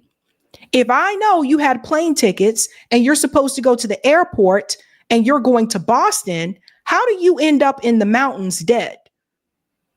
So we have to figure out what was the mode of transportation. If they took an Uber, there is a record of that. If they took a Lyft, there is a record of that in the Lyft systems. And I'm saying this because whoever may have picked them up for transportation may be responsible to what led to their death. This is important. Let's be a little bit more investigative. Let's go on. How they end out in the mountains, they don't hike out there. They've never even been out there. They don't know nothing about Hiwassee, Georgia. They never even heard of Bell Mountains. So how? But I know about Hiwassee, Georgia. I'm going to tell you about it. How did they end up right there? Over the weekend, authorities saying autopsies have been completed on the pair, but a medical examiner ruling had not been released because further forensic testing was needed. The Georgia Bureau of Investigations has not disclosed if a gun was found at the scene or how the twins got to the mountain, telling NBC News the investigation is active and ongoing. NBC reached out to family members for more information, but did not hear back. They had a huge support system. Like, we know them, that they wouldn't do anything like this. Something happened in those mountains, and we want answers. Priya Sridhar, NBC News. Okay, so let's pause there, right? Okay, so no information about the mode of transportation from their house to what was supposed to be the airport. I believe that is key. I also think it's kind of strange that they said, oh, it must have been, they unalived themselves. But the twins were shot. They didn't find a weapon, right? Now, here's something even more suspicious. Now they are saying that a firefighter was arrested because he was accused of taking photos of the twins when they were found dead. I'm telling you guys, the story is really suspicious. Listen to this. A volunteer firefighter arrested, accused of taking a picture of the crime scene showing the bodies of twin brothers who'd been shot to death at the top of a mountain and then sharing those pictures. That's right. So the hiker found 19-year-old Kaidir and Nazir Lewis at Bell Mountain in Towns County on March 8th. This is 90 miles from their home in Lawrenceville. The GBI initially labeled the shooting as a murder-suicide. However, the family believes something more sinister happened to the twins. 11 Alive's Cody Alcorn first reported the family's concerns on Friday. He spoke with them again tonight following the arrest of this firefighter. Cody's live for us tonight in the newsroom. And Cody, the family is reacting to what's really disturbing development. That's right, Jennifer and Ron. Obviously, they are disgusted by all of this. Now, we don't know just how many people shared this horrific picture of the twins' dead bodies, but tonight I confirmed with the Towns County schools the picture had been shared among students. Oh my goodness. It's scary. I'm like literally scared to actually go on social media. I'm scared to pick up my phone. I'm like, because if I see that picture, I already know that I might have a heart attack. Why would the firefighter do that? Why would he share those pictures unless it's possible that the firefighter had something to do with it? Like, well, why would he do that? Like that's absolutely insane. So yeah, he was arrested for sharing those photos. But like I said before, this story does not make sense. And I have watched, again, a number of documentaries and docuseries about people who just were supposed to go someplace and never made it there. And like I said, I do not believe there's a such thing as people who disappeared, because there's usually at least one person who knows exactly where that person is.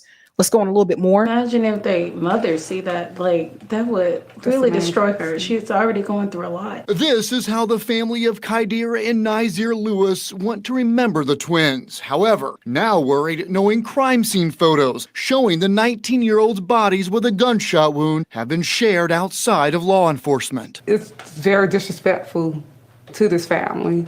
I feel like our privacy was invaded. The volunteer firefighter accused of taking the picture charged and arrested. As for how the twins ended up on Bell Mountain on March 8th, their aunts and uncle can't make sense of it. The twins missed their flight to Boston on Friday morning, March 7th. Then next thing you know, we hear the news about them found in the mountains. And we're still confused. I'm like, what? The twins? Mountains? This doesn't make sense. We didn't believe that was even them. And then Bell Mountains, I'm like, no one even, we never even heard of before. And I know the twins never been there before. They never heard of it before. I'm like, that was super strange. Yes. I'm like, that doesn't make sense. The GBI initially calling the case a possible murder-suicide. The family adamant that can't be the case. It doesn't make any sense. This absolutely just like out of character. Yes. Their body. Let me show you guys something, and we'll come back to that. Cause see, I know something about Hasawasi, Georgia. Cause see, this is the part that some people are not mentioning. You guys ever heard of sundown towns? Heard of sundown towns? Okay, so check this out. Look at this. Sundown towns are all white communities that intentionally exclude African Americans or other minorities from residing within their boundaries by forced expulsion, violent threats, or economic coercion. Multiple sundown towns and counties appeared in Georgia during the late 19th and early 20th centuries. And guess what's on here? As we go down, sundown towns in Georgia, you will see Towns County. And when you look at Towns County, guess what shows up? Towns County saw a sharp drop in Black residents between 1900 and 1910 and had 0 African Americans within its borders from 1920 to 1940. Oral evidence suggests the county seat of Hiwassee had a reputation for violence against African Americans, particularly after nightfall. Black residents did not account for even 1% of the county residents until 2020 census. So here's the town. And they said that the twins had never even been to Hiwassee, but Hiwassee is in Towns County, which was listed as one of the sundown towns in Georgia. You guys got to understand, if you have never lived in the Southeast, and I have lived in the Southeast, I lived in Georgia, South Carolina, North Carolina. I'm here to tell you, once you get away from the big cities in the Southeast, some of those rural parts, you don't want to be in. Northern Georgia is notorious for that. Northern Georgia, some of them towns around there, you do not want to be in as a Black person. So you got to be very careful. People forget sometimes that outside of Atlanta does exist. People forget sometimes that the rest of Georgia is not like Atlanta. Same thing with South Carolina. The rest of South Carolina is not like Columbia and Charleston.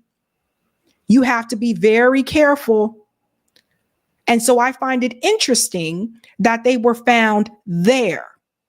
So here's what I think happened, folks. I don't think the twins were killed at Bell Mountain. I think they were killed before they got to Bell Mountain. I think that they were shot and killed, and I think that their bodies were taken to Bell Mountain. Now, why do I think that? Bell Mountain has no cameras, no surveillance. That's one of the things they mentioned in the news story. So obviously they're like, well, that would be a perfect place to take the bodies because there's no surveillance, there's no cameras, nothing. No one's going to see who came in and who went out. But I don't believe that they were killed there. I believe they were killed, and I don't think they did this to themselves, obviously. I think they were killed prior and they were taken there. The firefighter business is very shady. I don't know if he's involved or not, but the fact that he took the pictures and started sharing the pictures is very suspect in my book. I don't know if it's just because he's racist or what, but even with this particular story, the truth is out there. And I think we're eventually going to find out what happened to these twins. But I find it very strange, ladies and gentlemen, that nobody has explained what transportation service they were taking to the airport.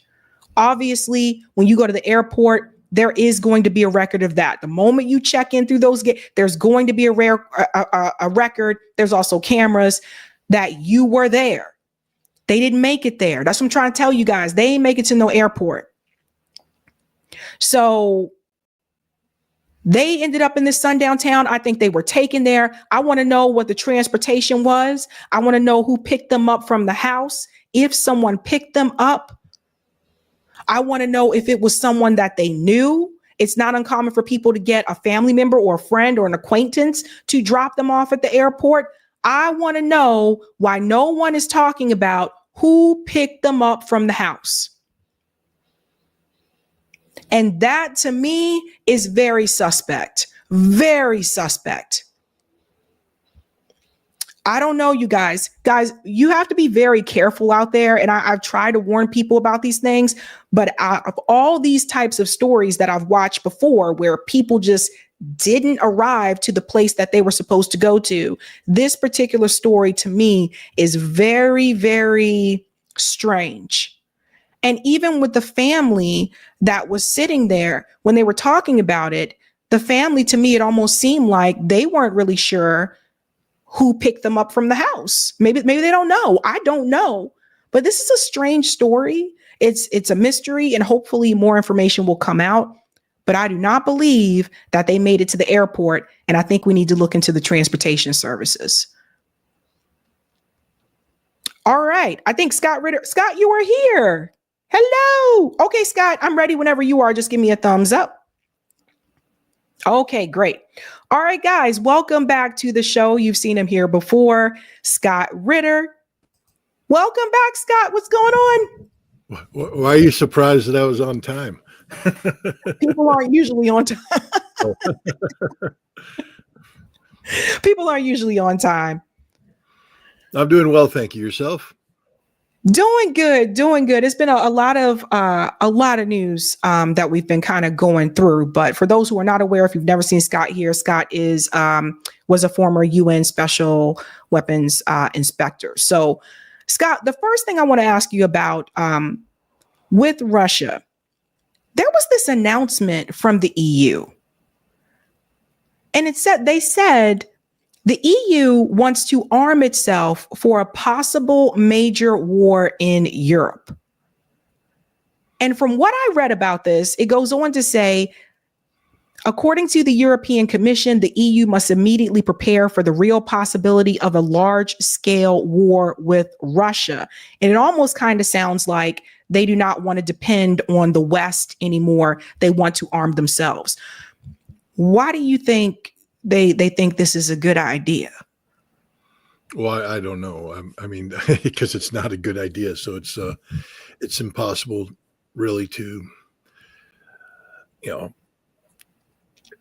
let's put it this way.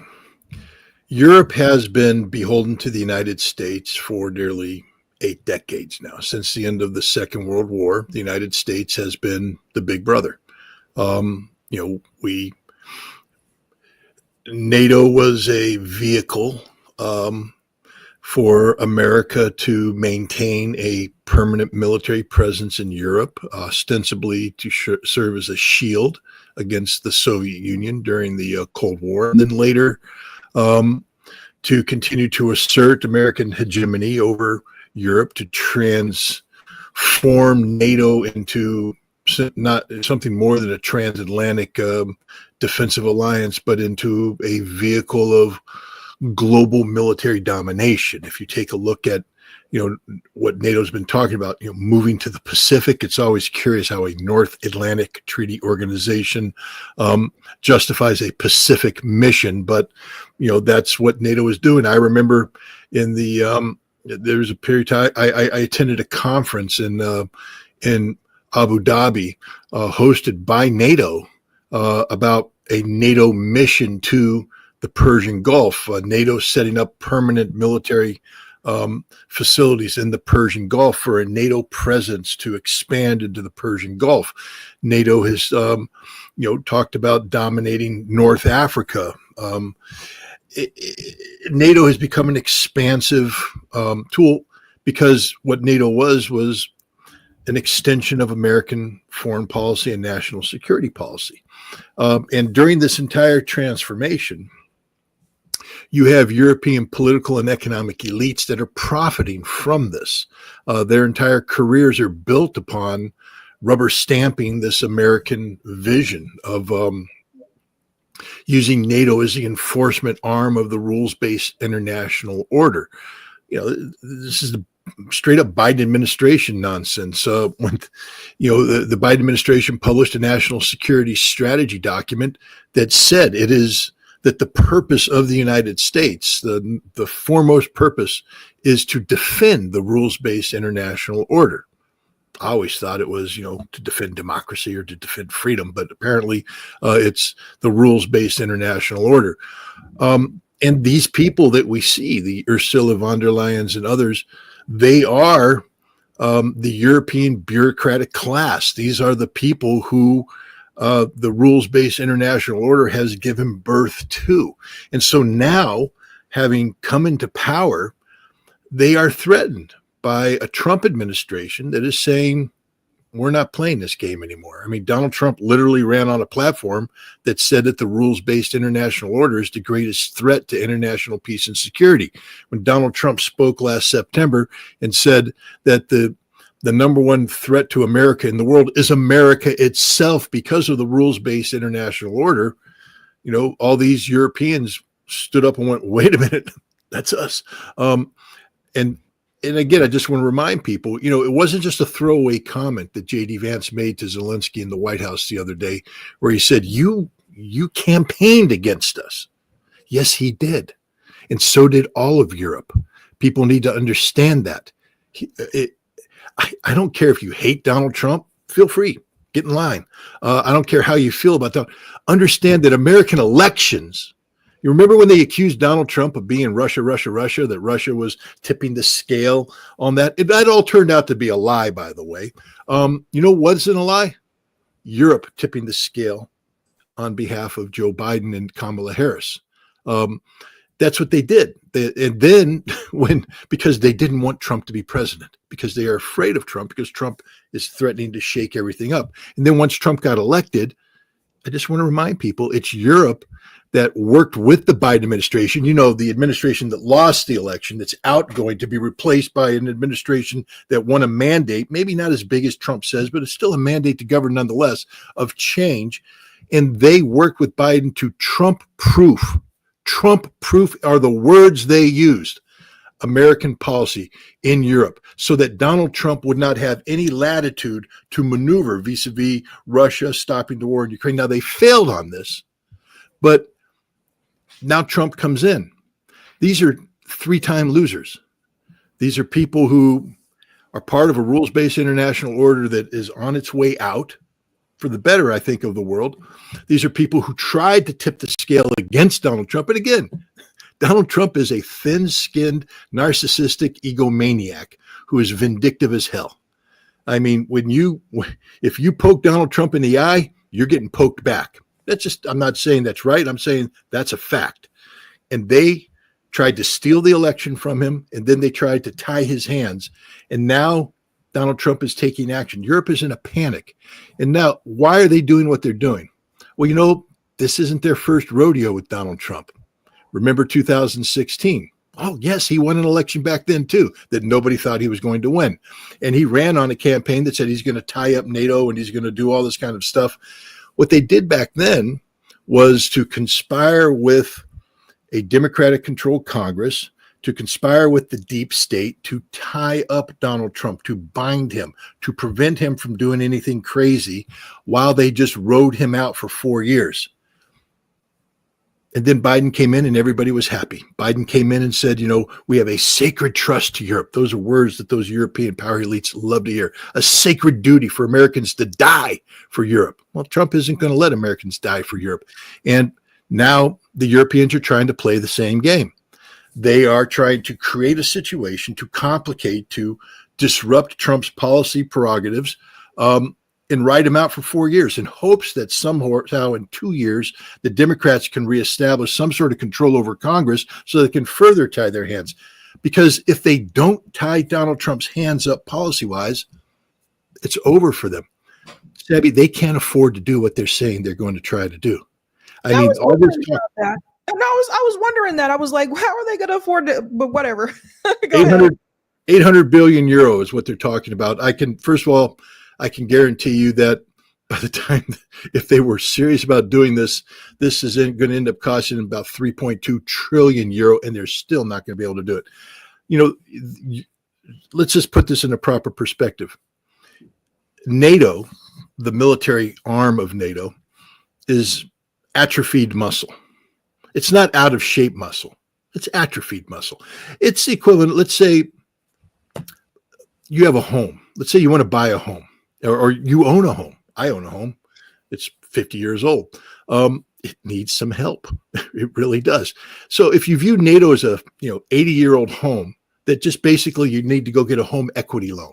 Let's call it an 800 billion euro home equity loan. That's what they're talking about. And you're going to borrow this money and you're going to put a new roof on the house, put a new heater in there, get some siding in, make everything look good and all that stuff. But the problem is, this is the kind of home equity loan that doesn't just hang out there for 10 years. You got to start paying it back immediately. So you borrow the money, and within the first month, payments due at 14%, because that's what they're borrowing at. But now in a home equity loan, it's not as though you get the roof right now. Let's say they say, well, you're going to order the roof, but we're not going to be able to get the roof in for another 2 years. Well, wait a minute. In that 2 year time before I get my roof, I got to be paying this money back. Oh, it's not 800 billion anymore, is it? It's probably down to about 650 billion. before you even got anything done. You've already had to put money out there. And then the same thing with the basement. And what you realize is before you could put the roof on, all the beams are rotten. You got to replace the beams. We didn't budget for that. That's going to be even more money. It's going to take even more. And the lead time and everything is you're going to run out of money before you had anything done. And the house is a wreck anyways. You might as well tear it down. NATO is a rotten edifice. The militaries in NATO are so broken, they can't be fixed. Literally, the only thing that propped them up was the United States military. The promise of American military intervention, the stiffening of their spine. But you take America out of the equation, and Europe literally has nothing. They have no defense industry worthy of the name. They've got no ability to build a defense industry because they've been going in the opposite direction. They've been deindustrializing instead of building a solid industrial base. And their militaries they're corrupt. And I don't mean corrupt in terms of, the kind of corruption about money. They're corrupt in the sense that they don't, let's just be frank. What does the military exist for? Is it a parade ground force? Is it something that you put in the barracks so it looks good on paper? No. A military, to be effective, has to be a killing machine. I mean, I don't mean to be blunt here, but I'm just telling you the truth. If you want to say you have a military, that means that the people that you put in the military, you got to be trained killers. That means you got to put the time and effort in to organize them, equip them, and train them to do this awful job. Europe has not been in the business of being trained killers for 80 years. Well, I shouldn't say that. I would say during the Cold War, they were ready to do the fight. But since 1991, when the Cold War ended, Europe's been in the business of eating schnitzel, drinking beer, and getting fat.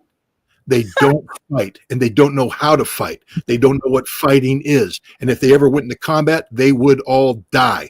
I'm not talking about sending a handful of Europeans off to Afghanistan where they engaged in low-intensity conflict. I'm talking about high-intensity conflict like being waged between the Ukrainians and the Russians. There's not a single European military that can survive in that environment. There's not one. And the reason is they haven't been investing in the military. You can't just turn this around overnight. It's like me, let's say I was a bodybuilder at some point in time and I was, competitive.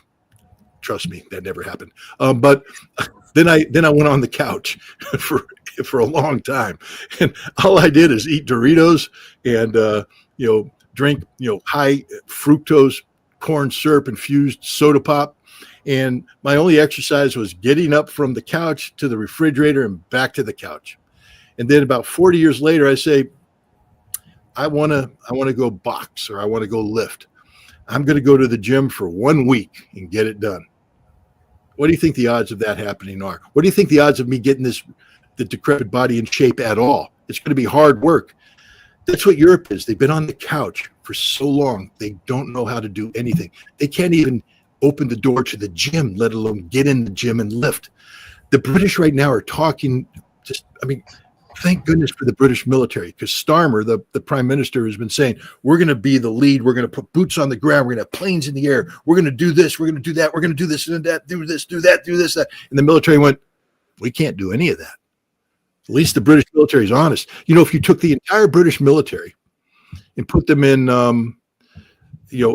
large British soccer stadium, you'd have 30 to 40 unsold seats. The British military is diminished and is shrinking. They can't fight. I think they're able to field, maybe 40 tanks. And I don't know how many of those would be 40 tanks, Sabby, 40 tanks. That's nothing. And they're talking about taking on Russia. And now you have Ursula von der Leyen. Remember, when she was the Minister of Defense of Germany, she broke the German military. That's how bad she is. These people don't know what they're talking about. What they're doing is posturing. They're making noise. They're posturing. They're bluffing. They're trying to convince America not to leave. They want to keep America in. So they're saying, this is what we're willing to do if you leave. Please don't go. But the reality is they can't do any of that. And the good news is the Russians know this.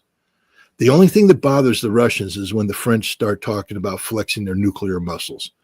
That's when the Russians get a little concerned. But when it comes to the conventional aspect of European military power, Russia's not worried at all. A, Russia's not planning on invading Europe. It's just not in the works. And B, Russia's not worried about Europe building up a military that's capable of fighting the Russians. So there's just a lot of talk, a lot of hot air, but Europe can't afford it. I'll just leave you this. Germany tried this, in 2022. Olaf Scholz, the former chancellor of Germany, tried that $100 billion infusion into the German military to make the German military great again. Never a good idea, but he wanted to make the German military great again, 100 billion euro. And they got the money, they borrowed the money. And exactly what I told you was going to happen, they had 100 billion, happened to the 100 billion. They started to invest, and they realized these are all long lead projects that they want. So they have to put the money down, but they have to start paying the money back. Literally within the first year, that 100 billion became 60 billion.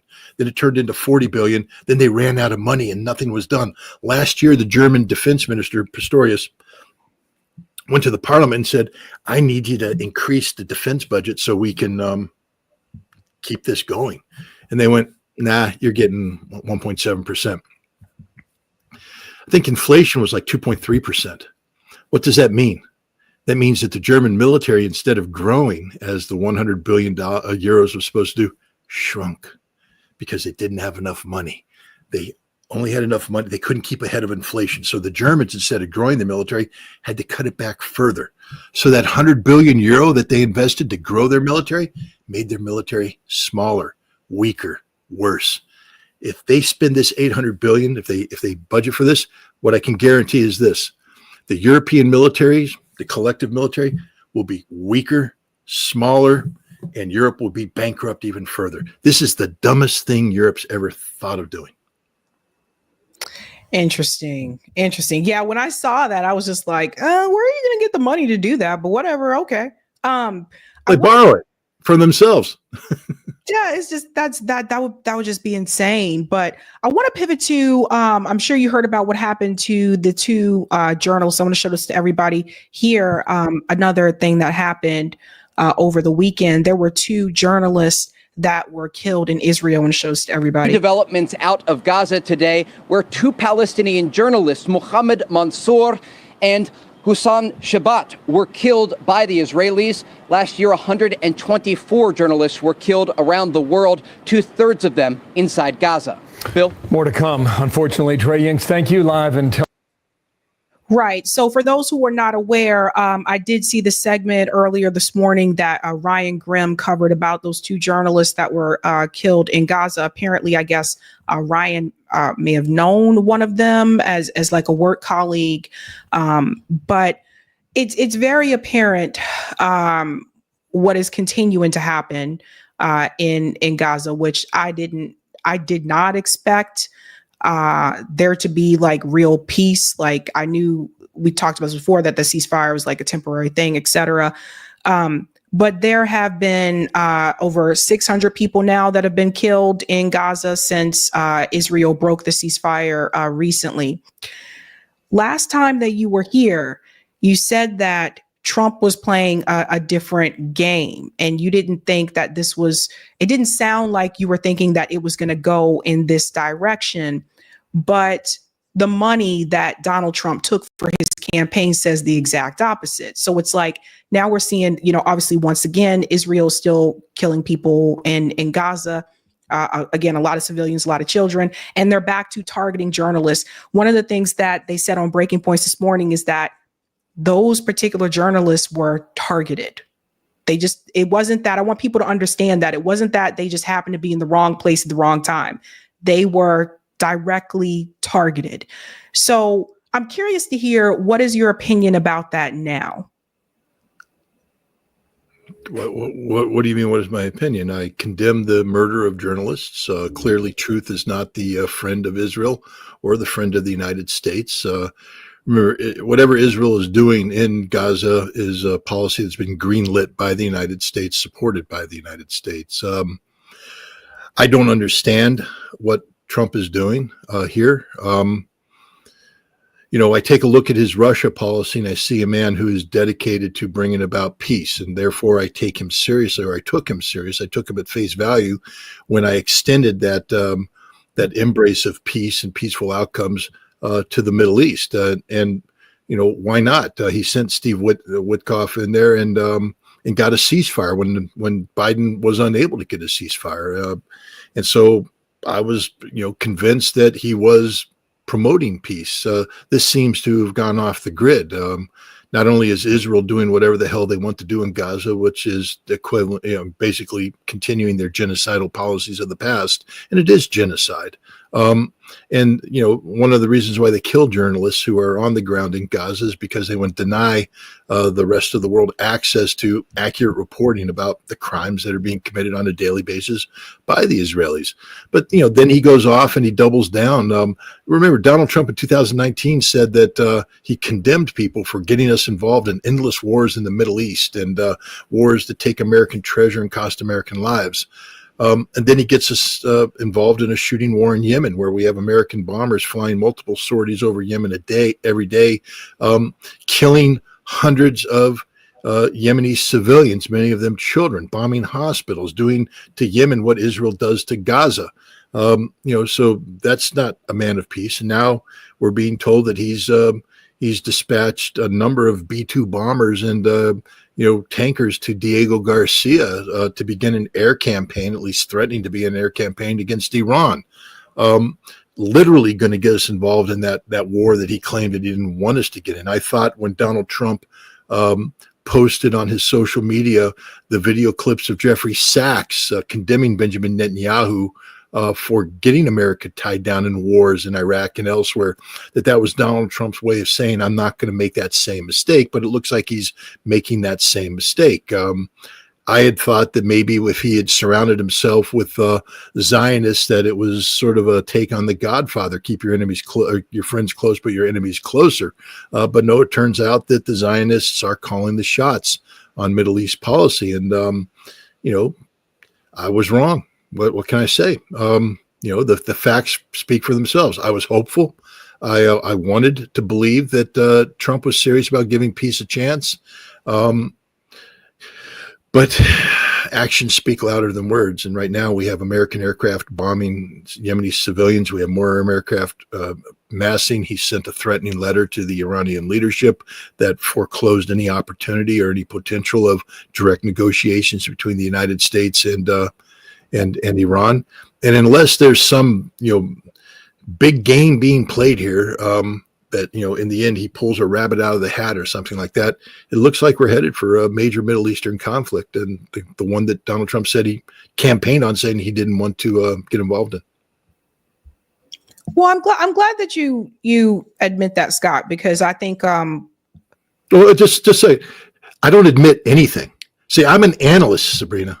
I'm a professional analyst. This is what I did my entire life. This isn't about admitting you were wrong. You know what analysts do? They make assessments based upon the available facts.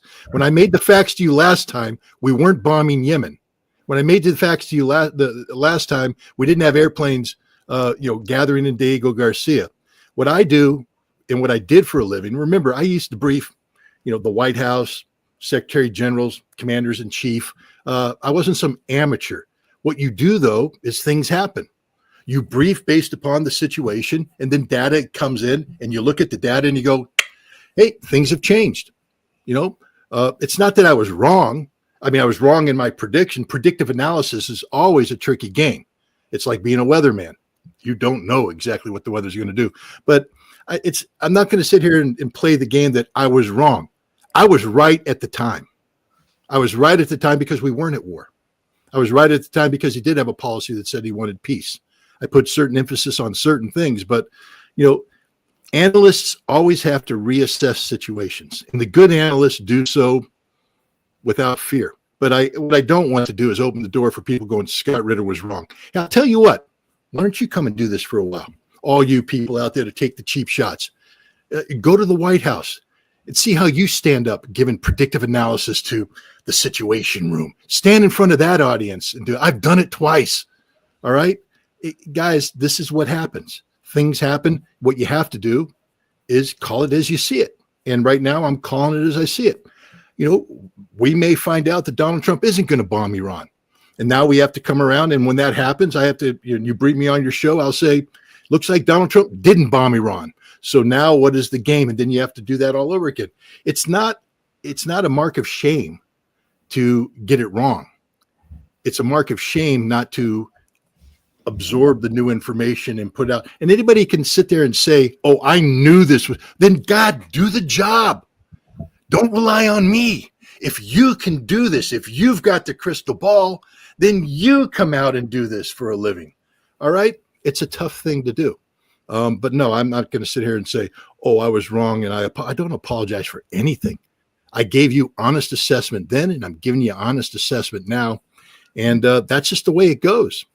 In the world of, high level analysis, you got to change your assessment every day. That's why they call certain events game changing events. That means that, you could be a sport analyst.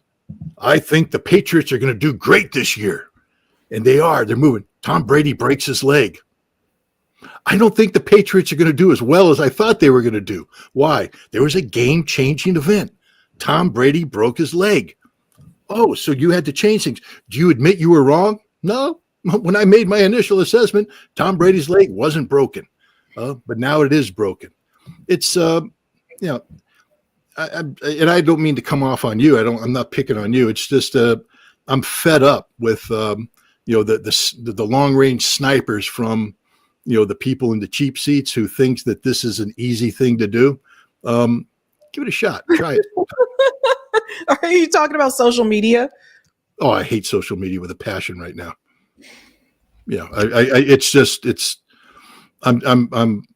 I'm fed up because the other thing that happens, I mean, you get the moralizers out there.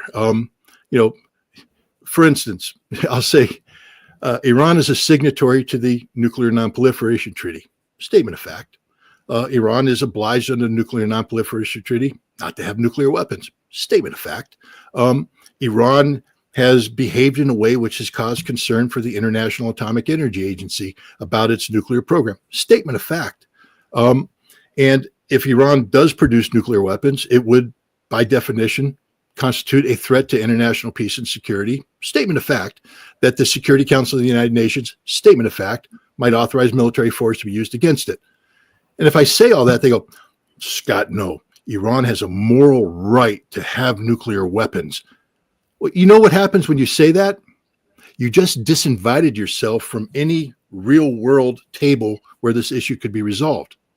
I have no problem with people saying we shouldn't bomb Iran and we should be seeking alternative methods to deal with Iran. I'm all on board with that. But when people are lecturing me, an arms control specialist who's been doing this at the tippy end of the spear for a long time, and they say, no, Scott, forget the NPT, forget treaties, forget all that. Iran has a moral obligation to have nuclear weapons. I say, you're literally insane. You don't know what you're talking about, but you can say this on social media and get away with it. But you know where you can't say it? In the halls of power. In the places in the world where real things happen. Well, do you think anyone should have nuclear weapons?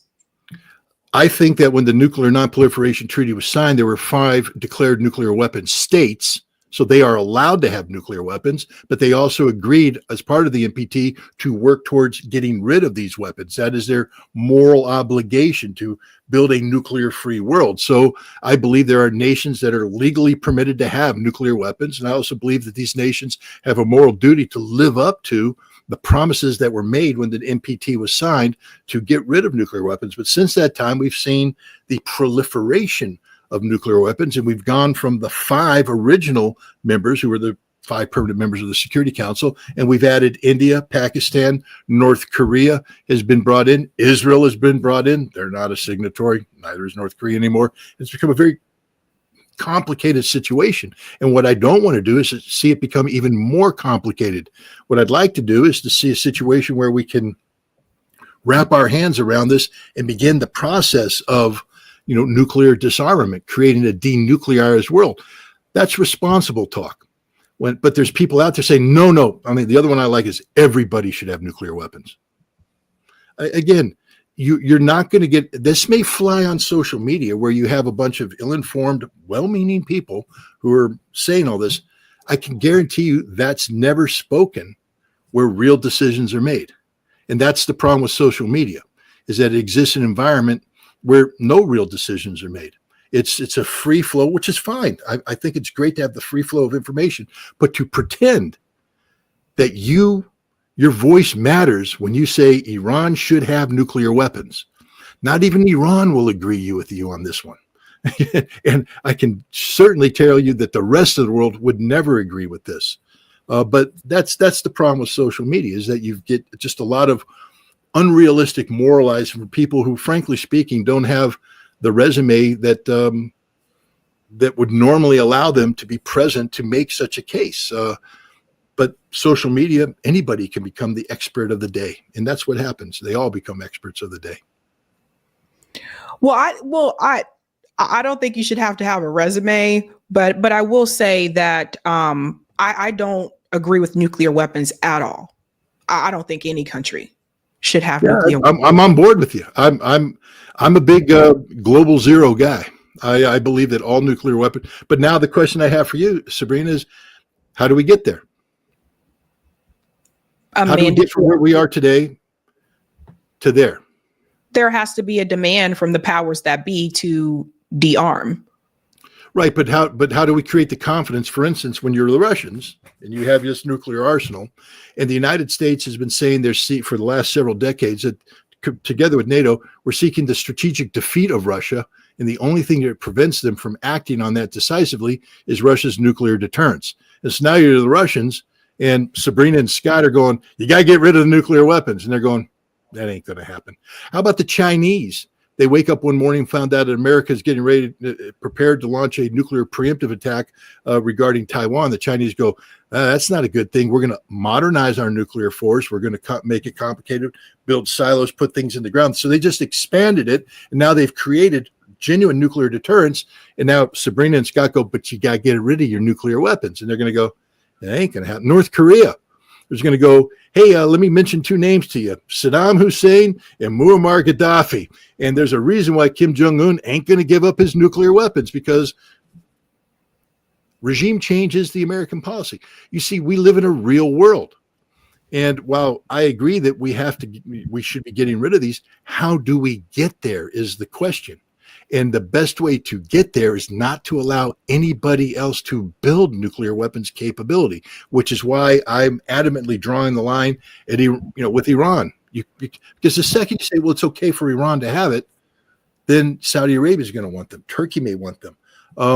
It's a dangerous situation. So this is why I supported Donald Trump in his first term and his denuclearization effort with North Korea. The one that everybody mocked. How dare he meet with Kim Jong-un?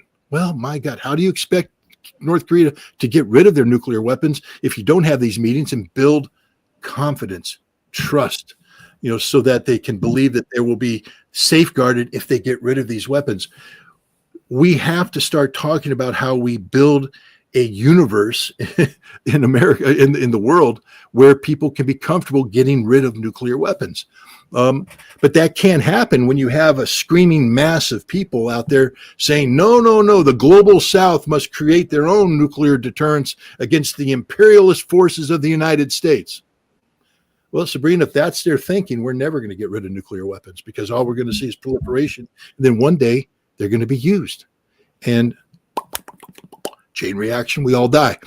This is why nuclear disarmament is it's just extremely difficult thing to do. I've done it. I'm one of the few people that actually did it. And I can tell you how difficult it is to get that job done, to build up a treaty framework for that. All these people out there screaming, you can't have treaties with America. Well, you know what, guys? The Intermediate Nuclear Forces Treaty, when it was in operation, was an American treaty, and we got rid of an entire class of nuclear weapons that threatened international peace and security and could have brought the end of Europe. We got rid of them. That's America did that. Imagine that, America doing something good. Americans doing something good, because it was American inspectors going over to the Soviet Union to implement it, and the Soviet inspectors coming to America to implement that.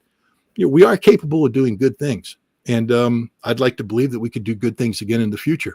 And that's why I push back against people who keep screaming how bad America is, how evil America is. I'm not going to sit here and say that everything America does is good. I'm not even going to say most of the things we do is good. We got a lot of problems. But you know what? We're big. We're powerful. You can't ignore us. And the best thing to do is to try and get the American people to facilitate change from within so our government reflects the values that we claim to do, so we are better global neighbors.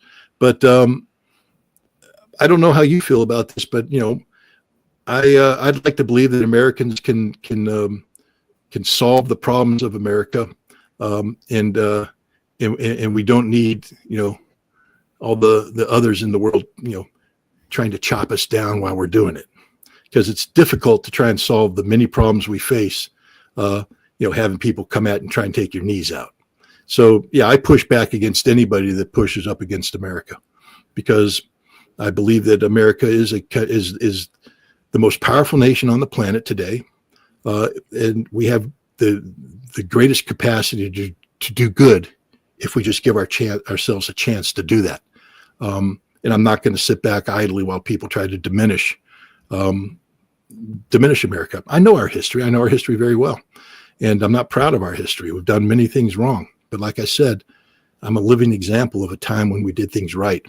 And what we did is we saved the world from nuclear annihilation. That's sort of a big one. So I'll take that ledger any day of the week. Who's trying to take our knees out?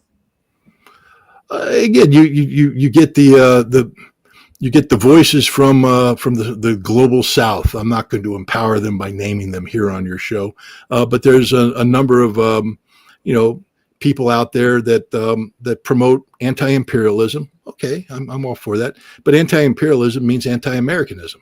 It means that they are against America, that they wish America harm. Sabby, you can go on X and see it all day long. The people that say America is evil, America must be brought down, etc. And that the reason why I'm bringing this up is that we speak of trying to build up alternative media and social media as an alternative to mainstream media. I think we could be in agreement that mainstream media is fundamentally broken and corrupt and is incapable of putting the real truth out there. And so if we're trying to take fact-based argument and transfer it from mainstream media to alternative media and to social media platforms to engage in the kind of debate, discussion, and dialogue that's necessary to solve these problems, to empower people with knowledge and information, then only to find that as you try to speak out, you get drowned out by the voices that hate America, want to bring America down, and all that stuff. That sort of negates the value of alternative media and social media. Instead of having the clarity of purpose. And then what happens is we drown ourselves out with the cacophony of noise, and mainstream media reemerges as the dominant source of news because they're able to do that unchallenged. They don't have people trying to contradict them. I'm still stuck on the anti-imperialism piece. Anti-imperialism doesn't mean that you hate America. It means that you want the U.S., you want this country to stop stealing resources from other countries and impoverishing those countries in doing so. That doesn't mean that you hate the United States. It means, well, actually, Sabrina, if you read their post, they want America to collapse. That So sort of I- means you hate America. That means they hate you, by the way. They want your economy to collapse. They want you to lose your job. They want our society to fall apart. And I'm not in favor of that. And I will never support that. I think you might be taking the opinion of a couple of people on social media as what anti-imperialism is. And I highly I highly recommend that you don't do that. It's just like, I mean, these, you don't even know who some of these people are, right? Like sometimes these are just accounts. So I highly recommend that you're not taking their word for what anti-imperialism means. Anti-imperialism means that you just really don't think that the U.S., this country, which has been doing so for so long, should not be stealing resources from other countries. It doesn't mean what anti-imperialism means, Sabby. I know exactly what it means, and I know what our country has done, the good and the bad. What I've chosen to do, and this is what irritates so many people, is I've chosen to draw a line between, and people are like, "Oh, you jumped on the Trump bandwagon." What I did do is I said that I accept this, that Trump is fundamentally different from the past. If you've been studying me at all, you know that I was very anti-Biden. I was anti-Trump the first time around. I was anti-Obama. I was anti-Bush. I was anti-Clinton. Why? The very thing you're talking about, the imperialistic, hegemonic policies of the United States. And one of the big problems I had with these policies is that they were leading us towards unsustainable global confrontation that would ultimately lead to nuclear war, and we'd all die. And we came so very dangerously close to that last fall. I don't think Americans realize how close we came twice, in September and November, of having a nuclear war with Russia. Only now people are starting to recognize just how dangerous that was. We have a president now that's trying to change that, move us in a different direction. Is he perfect? Not even close. Does America still have what we call imperialist policies around? Of course we do. We still do bad things around the world. But the big picture is we're trying to move in a way that prevents nuclear war. That means that I need to be supportive of these policies. And it's very difficult to say that you support these policies while you're attacking the foundational aspects of the government or the nation that this president represents. When you have a president commit that the rules-based international order is the enemy, why don't we give him a chance to actually follow through on policies to dismantle? Because you know what the key to American imperialism is? You know, the facilitating vehicle for that, the vectors, it's the rules-based international order. We steal from people in so many ways, the International Monetary Fund, the World Bank, and all this stuff. These are the things that this president's trying to dismantle. And so I'm in favor of giving him a shot. I know he does bad things. I know I'm not sitting there going to sing the praises of Yemen or Gaza or Iran and those policies. But I think that, we have to understand that there has to be a balance here, that he's trying to do things to alter the way America interfaces with the world. And there's just people out there that don't want to give him a chance. My response is, what are the alternatives? What are the alternatives? If you're going to say you're going to oppose this president, you want him to do what? Continue the rules-based international order? Continue using the IMF and the World Bank to hold third world, global South economies hostage to the whim of American policy? I think that those things would happen regardless if the president was a Democrat or a Republican, if it was Trump or Biden, because the reality is you can't continue to steal from these countries and then say things like, I don't want the people to leave those countries and try to go somewhere else, or I don't want any type of revenge from those people. And if you look at some of the countries that the US government has just completely demolished, in my opinion, like Haiti. If you look at Haiti, if you look at Yemen, if you look at Somalia, you look at all these countries that the US government is not just the US, but is mainly the US, that the US has destroyed, and then just leave the people there and say, live in that. So this type of behavior that we put out into the world, it comes back home. When people ask, like, why can't we respect each other here in the United States? We don't even respect. We have no respect. So how are we going to treat each other with some type of dignity? How are we going to support our neighbor and lift each other up when we're destroying the world? I don't disagree with you at all. My question is, how do we get out of that? And I start with the basic premise of we have to be alive to get out of that. That we can't solve anything if we're dead, because then the problem solved itself. And to me, the number one threat to the United States of America in terms of its existential survival is nuclear war. And as I said, Haiti didn't almost kill all Americans last year. Russia did, our policies towards Russia. And so I have decided that I am going to prioritize my attention on saving America and the world from nuclear war by focusing my effort on what Trump is trying to do with Ukraine. And by extension, what he's doing with NATO. You and I talked about the danger. NATO is an organization that was pushing us towards global confrontation. So if Trump is trying to disentangle America from NATO, isn't that a good thing? Shouldn't we view that as a good thing? Right. That's a good thing. But still, I know, obviously, you're against like nuclear war. I think the majority of people are. None of us really want that to happen. But it's not just Russia. There's also the Middle East. So if we are heading towards some type of conflict with Iran, which it seems like that's what Israel wants to happen, that threat is still there. So to answer your question, when you say, how do we fix this? Obviously, this is a more long-term project, but the real answer is you have to get corporate money out of electoral politics. But how do we do, but how do you and I do that? Congress won't even touch that issue with a 10-foot pole because, how do we get Congress to pass laws that do that? You have to stop voting for people that take corporate money. Right, but we don't have another election for 2 years. Look, you can start, you're right. You don't have another one for another 2 years, but this doesn't just apply with Congress. This applies on the local level as well. This is why I said, the root of all of this is money. That's why we have these wars. That's why, the government, they have this connection with the military industrial complex. So there's that. And then they have the connection with Wall Street. So as long as you have big money interests and you have lobby interest groups that are writing legislation in Congress, that's why these things don't change. You and I are speaking the same language. I'm 100% behind that. I've been saying this forever. I mean, I get in, I get in big debates with people about Citizens United. And the consequences of that legislation. When you start calling corporations the equivalent of people when it comes to free speech and money, you've just destroyed you and me, because you and I, maybe you someday, because you've got it in you, but I'm never going to be as successful enough to where I can write checks that can balance out a corporation's ability to influence politics. And the bottom line, even if I could, I wouldn't, because that's wrong.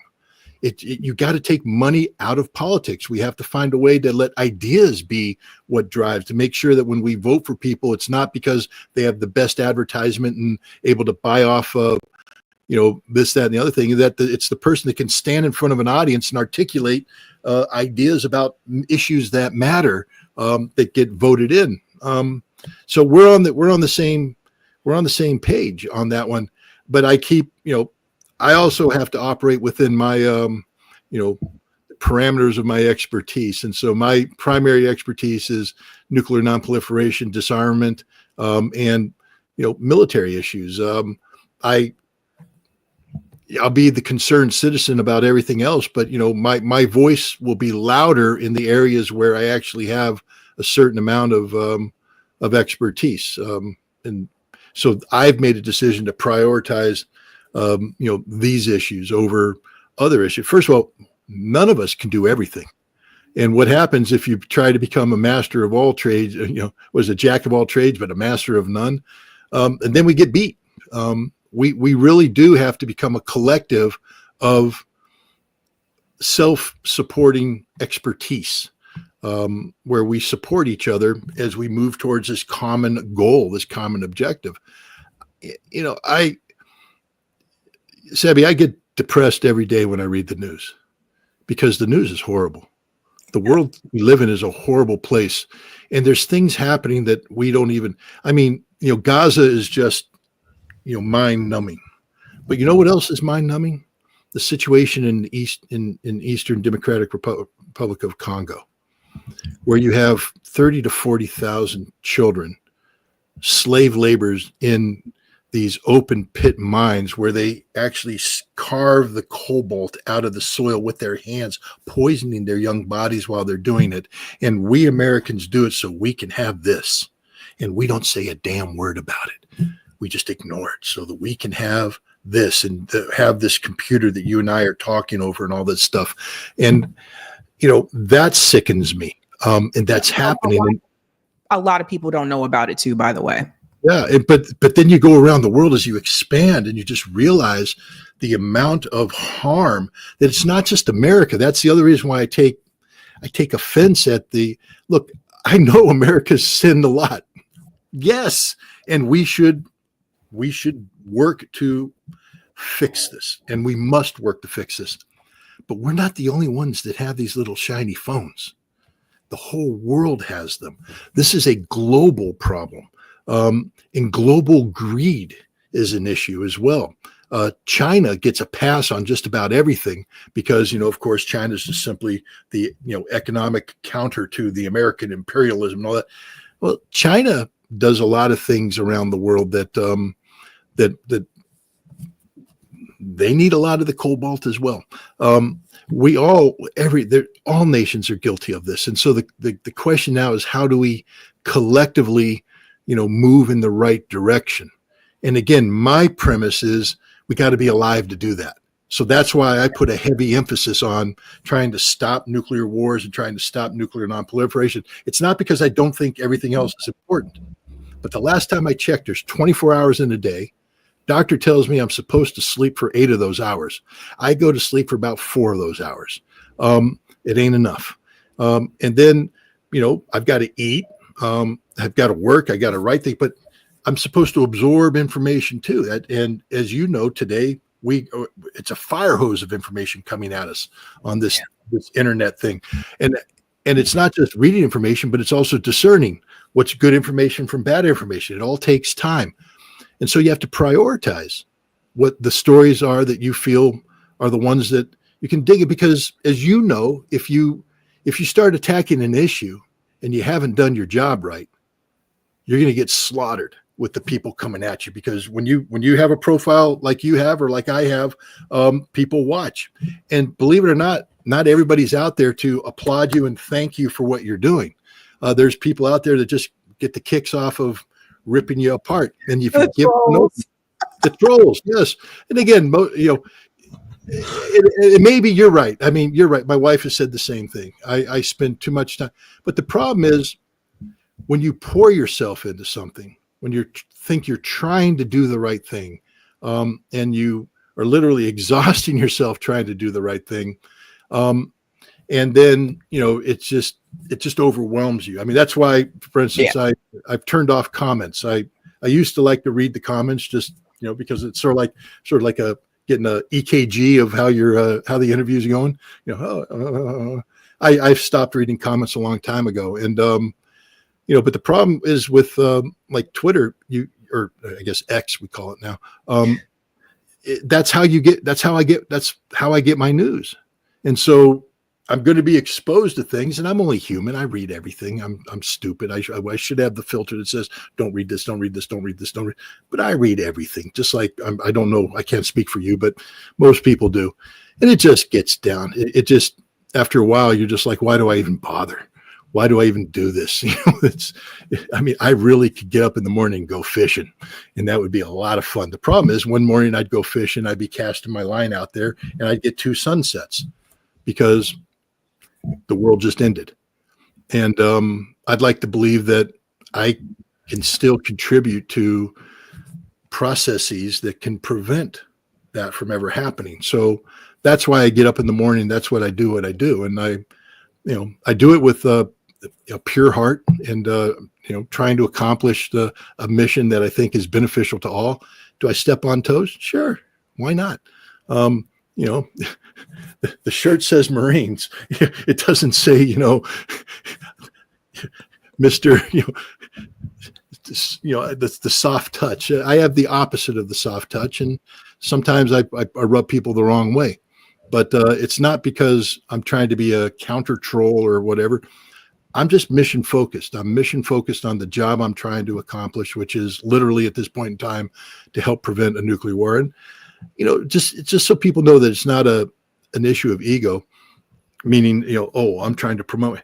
We actually had a great success last year where the projects that I were involved in helped inject the fear of nuclear war into mainstream politics, and to get policies changed that actually helped take us off the path towards nuclear war. I'm not going to take sole credit for this, but I'd like to believe that I was part of the force that was put on a vector to help shift that policy away.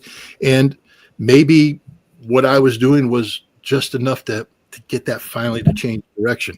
So this isn't a futile effort. This isn't about narcissism. This isn't about, stroking egos. This is about real change. And I would also say that if the government hadn't seized my passport last June and I'd been able to do some of the things that this progress would be even more manifest. And I'll get my passport back. I'll get back on the road, and I'll continue to do what needs to be done. Will I step on toes along the way? Yeah, it's going to happen. And I apologize to anybody whose feelings are hurt when I do step on your toes. It's not done deliberately. I try not to spend just a little tip for me. I try not to spend a lot of time on social media, even Twitter, and I get a lot of my news from there too. But I try not to spend as much time on there, and I try my best not to be on there too late. Also at night. I just don't think it's healthy for your sleep. I don't think it's the best for mental health to spend a lot of time on social media. So oftentimes people would be like, well, I tagged you in this, I tagged you in that. I'm like, yeah, that's it. Like, I just don't, I'm not old school, but I'm also not like, I'm a millennial. I'm an older millennial. So I remember what it was like to not have social media. So for me, it's just, I'd rather spend more of that time with people like face to face instead of like on social media all the time. Sometimes it's good to take breaks. And I tell this to everybody. Sometimes it's good to take breaks from social media, especially it's more so Twitter, to take those kind of breaks because it can be toxic, at times. It's extraordinary. My problem is, my dogs wake me up every day around 3:30 or 4 o'clock. And then I let them out, and then the cats want to come in. So the point is, around that time, if the funny thing is, if you go check when I post, all my posts take place in a span in the morning because I'm literally waiting for the dogs and the cats to do something. So I'm on the phone just and it's in the morning, so my judgment may not be the best. And so I'm like, you said this, yeah, da, da, da. And next thing you know, you're involved in one of these stupid Twitter wars. And my wife wakes up and says, what did you do? Stop it. Put the phone down. Grow up. It can be that well. I hear you. It can be that well. Well, Scott, thank you so much for coming on. Anything you got coming up next you want to let everyone know about? No, I mean, I will, if you allow me, just to say a word about a new project that I've been involved in this last month or so called the Russia House. It's on Telegram. It's a subscription-based service just because of the political realities right now. It's run out of Russia. I make no money, but we have to pay. The project has to pay for interpreters. We have professional editing, but basically it's the counter to Russophobia. We're bringing Russian voices to an American audience. We've had a number of really great interviews. I just did an interview with Maria Zakharova, the spokesperson of the foreign ministry, that started as an interview and ended up as a fascinating conversation as she put down her notes and started talking from the heart. And every conversation I have with the Russians always ends that way, with a conversation from the heart. So the Russia House, if you guys have the ability to, if anybody is interested in empowering themselves with the Russian point of view, the Russia House on Telegram, and you can go to scottritter.com and you can see how to get to that. All right, Scott Ritter, thank you so much for your time. Thank you. Have a good night. Bye. Bye.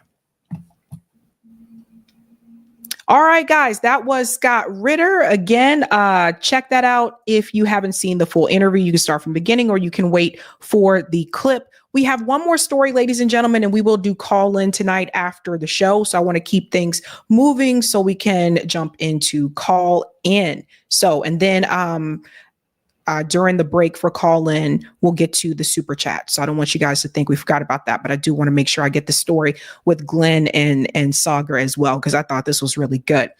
Okay, so one more story here, folks, that I thought was pretty interesting. There was this debate between Glenn Greenwald and SAAGAR and Jetty on breaking points. And what I think this is interesting because number one, this kind of dives into what happened to Mahmoud Khalil, how he was detained and whether that was the right thing to do or not. But I think Glenn Greenwald really touched on something here that I think we all need to hear. And I think this can apply to different situations, not just what happened to Mahmoud Khalil. There is a thing in this country called due process, and that has not happened in particular with Mahmoud's case. Let's dive into it, guys. I want you to hear how this goes here because SAAGAR had a different opinion about this. Check this out.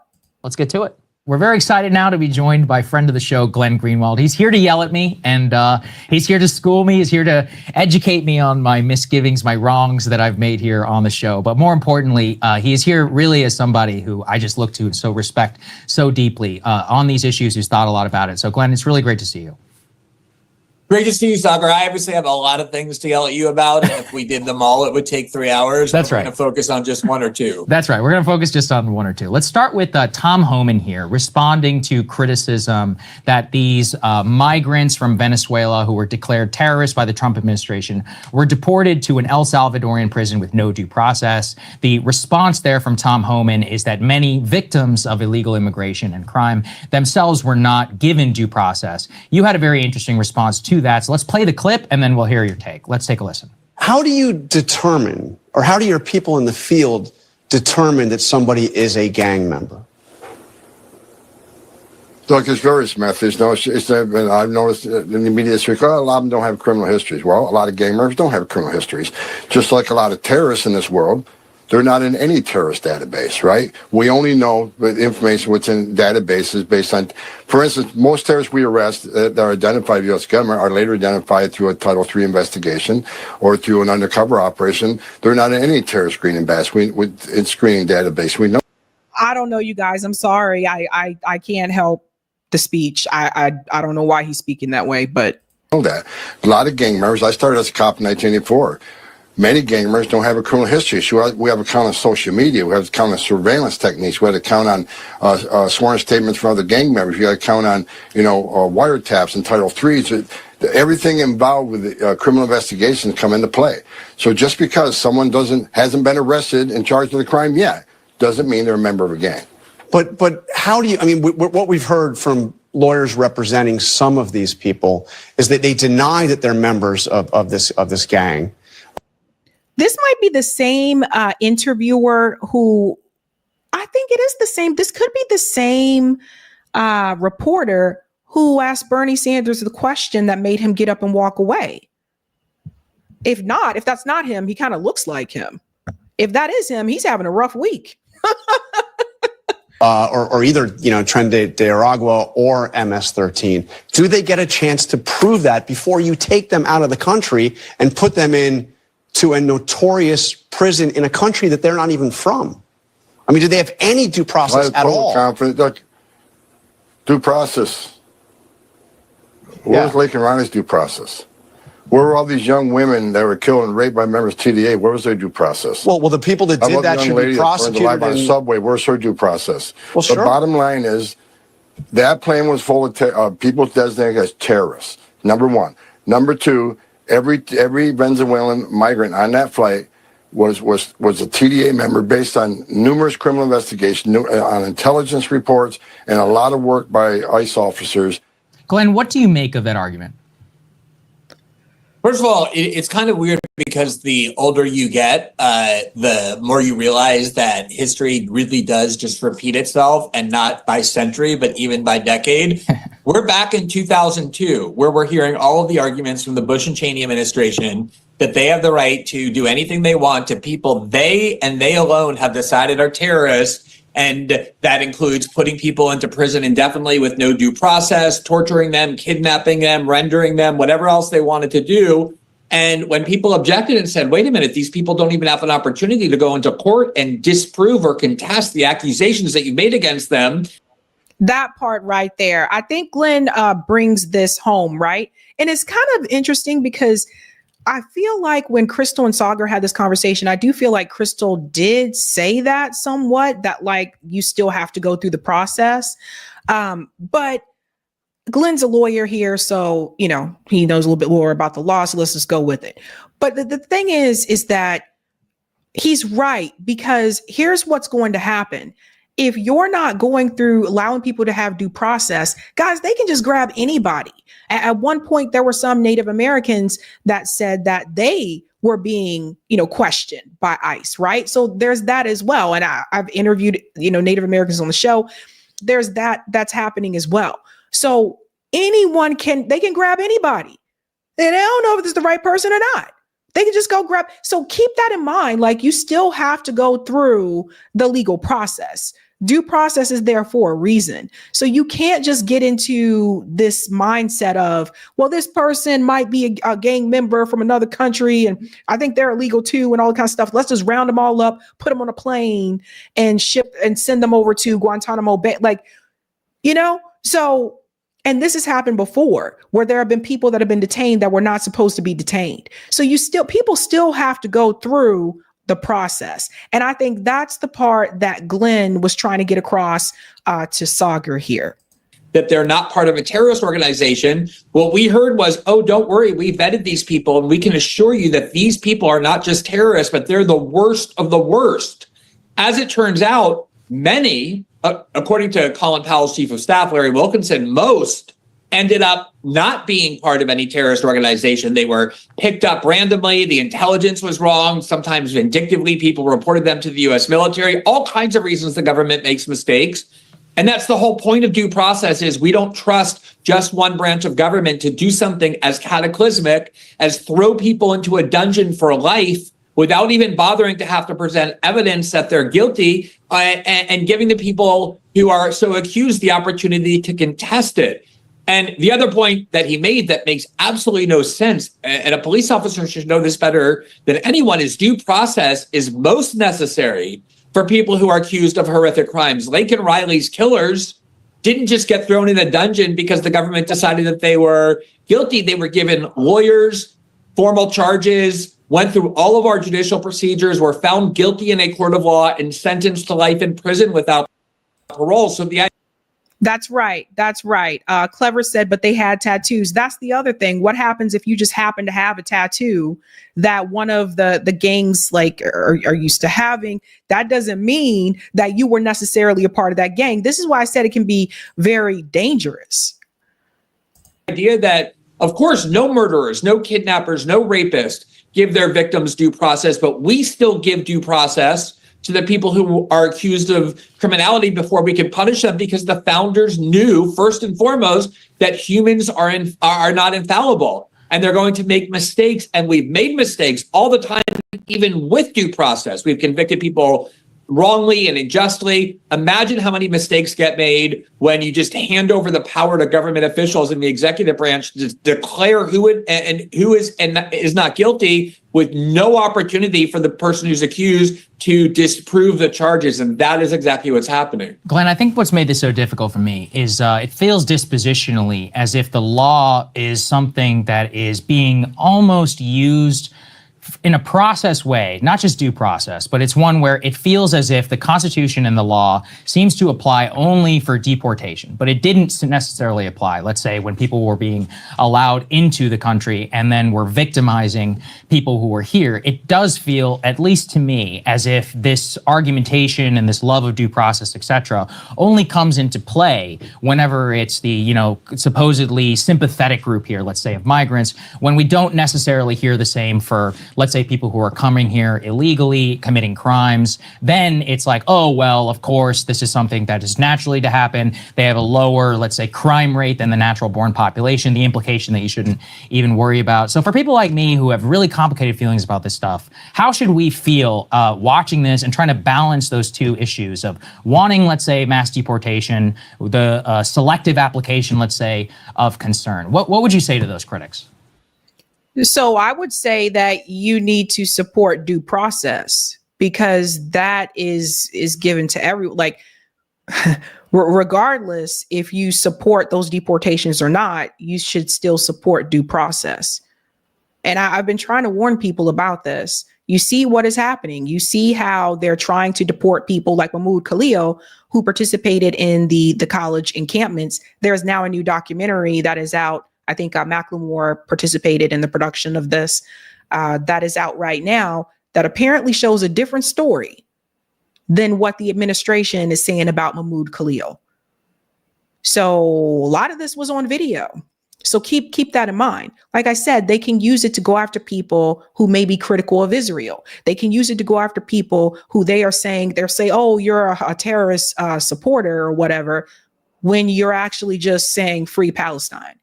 You see how dangerous this can become? And then you don't have any due process. You don't have a trial or nothing. They just put you on a bus, then put you on a plane and send you off somewhere else. That can become very dangerous. So I do believe in due process. Listen to what Glenn says here.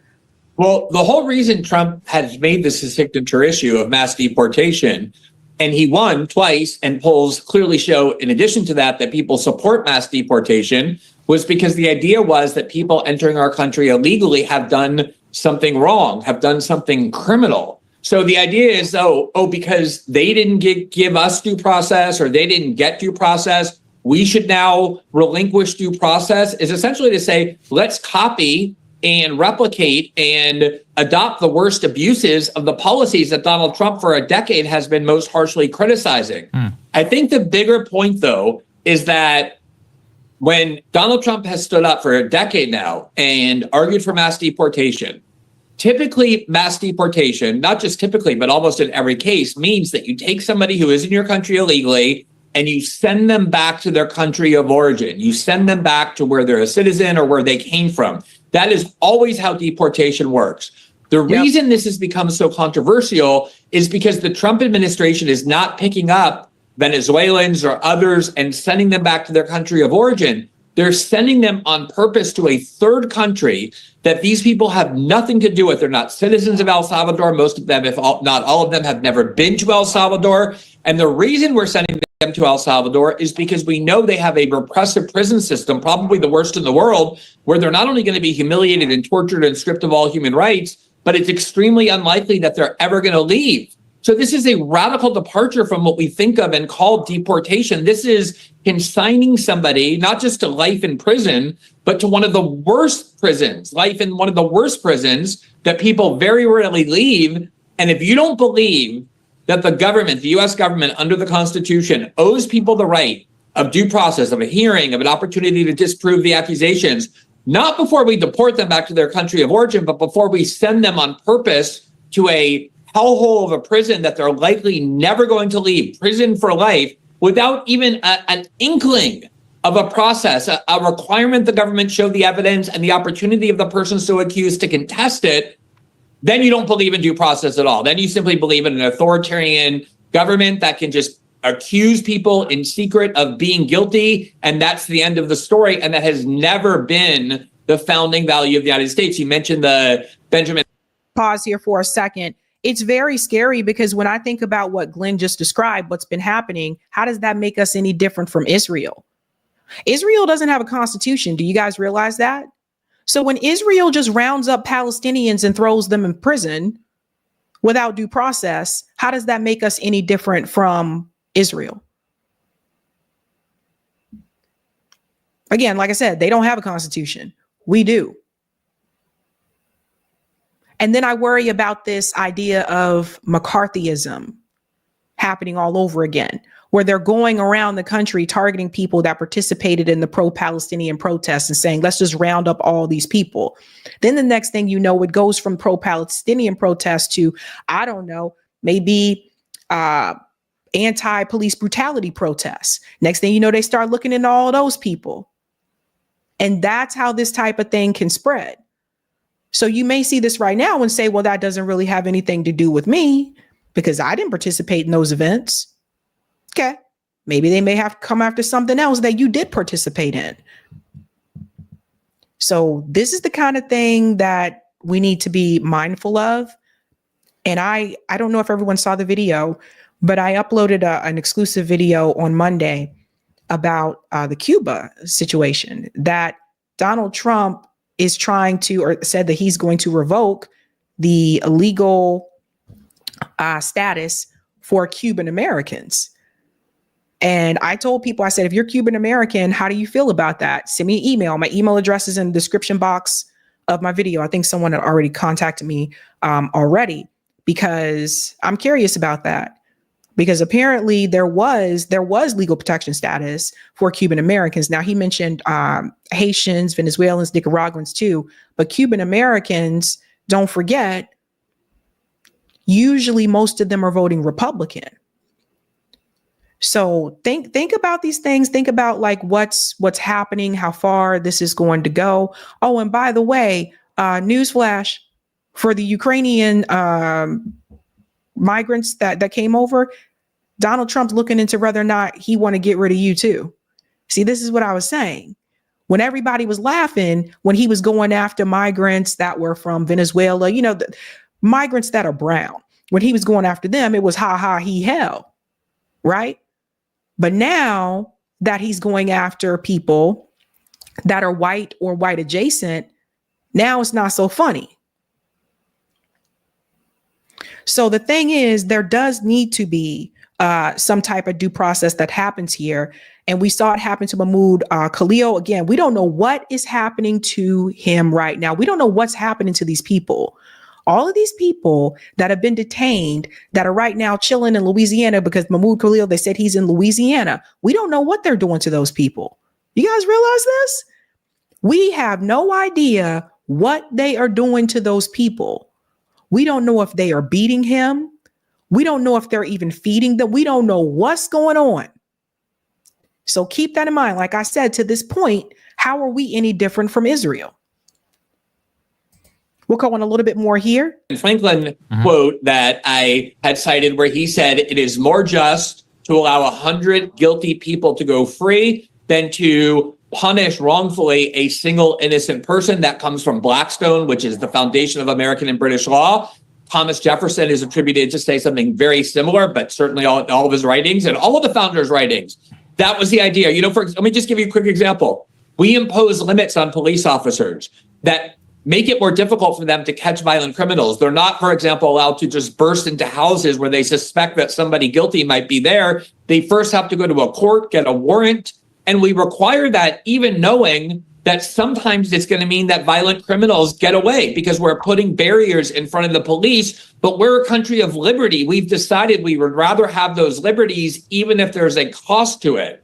And due process is exactly that. And it's something foundational to the United States, and it can't be waived simply because people are frustrated with illegal immigration, especially when it's not sending them back to their home country, but putting them into a horrific prison in a dictatorial country in El Salvador, where you've seen all the video of things that they do to these people that would never be permitted in the United States. And there's also that famous quote, you know, people who trade liberty for security will get neither. And just to sketch in how that unfolded in this moment, we can just very quickly run. Okay, I want to just fast forward to that part and then just come up a little bit here. Okay.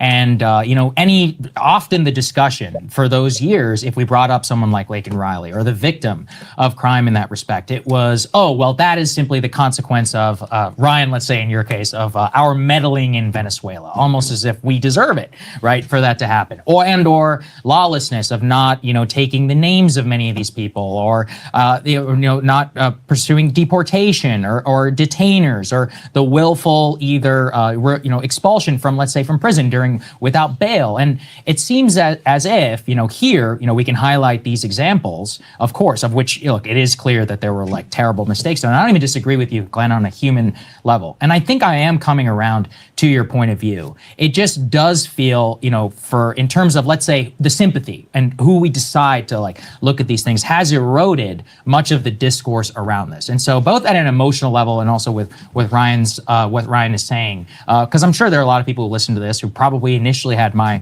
response as well. What do you think that they need to hear both about not only equal application of the law, but why it is so important what you're saying? So let me just pause here for a second. Why is it, and guys, please give me your honest opinion about this.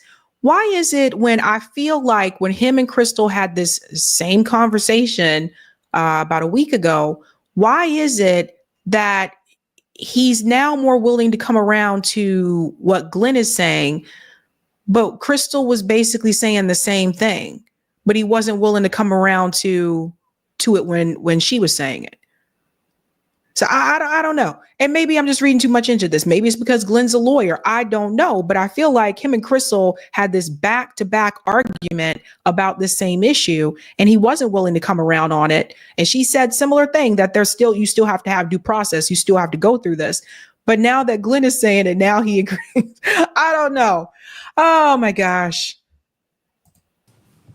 So I do absolutely agree that we have democratically ratified a program of mass deportation. There's all polls showing across political lines that people believe that the massive inflow of people into our country who aren't documented, who have no right to be here, who cross the border illegally, is a huge problem and needs to be rectified. And again, I think Trump has won a Democratic mandate to mass deport people who are in the United States illegally and to close the border. I don't have any doubts about that, whether I agree with that policy or not. That is the Democratic decision. There is a process in place, though, that is designed to do that. You can deport people. Obama and Trump in his first term and Biden in his first term deported a lot of people, and you can deport a lot more legally using the legal mechanisms that are set up. The problem with Biden was not that there aren't legal processes sufficient to deport a lot of people. The problem is the Democrats had no political will to do so. They were controlled by pro-immigration groups. But if you want to, you can abide by the law and mass deport at the same time and minimally safeguard human rights and the ability of people not to be wrongly accused. And I don't think we would even be having this debate, Saagar, if not for the fact that Trump gets in. There hasn't really been mass deportations, by the way. No, there has Look at not. the number. That's very important. There has not been mass. Right.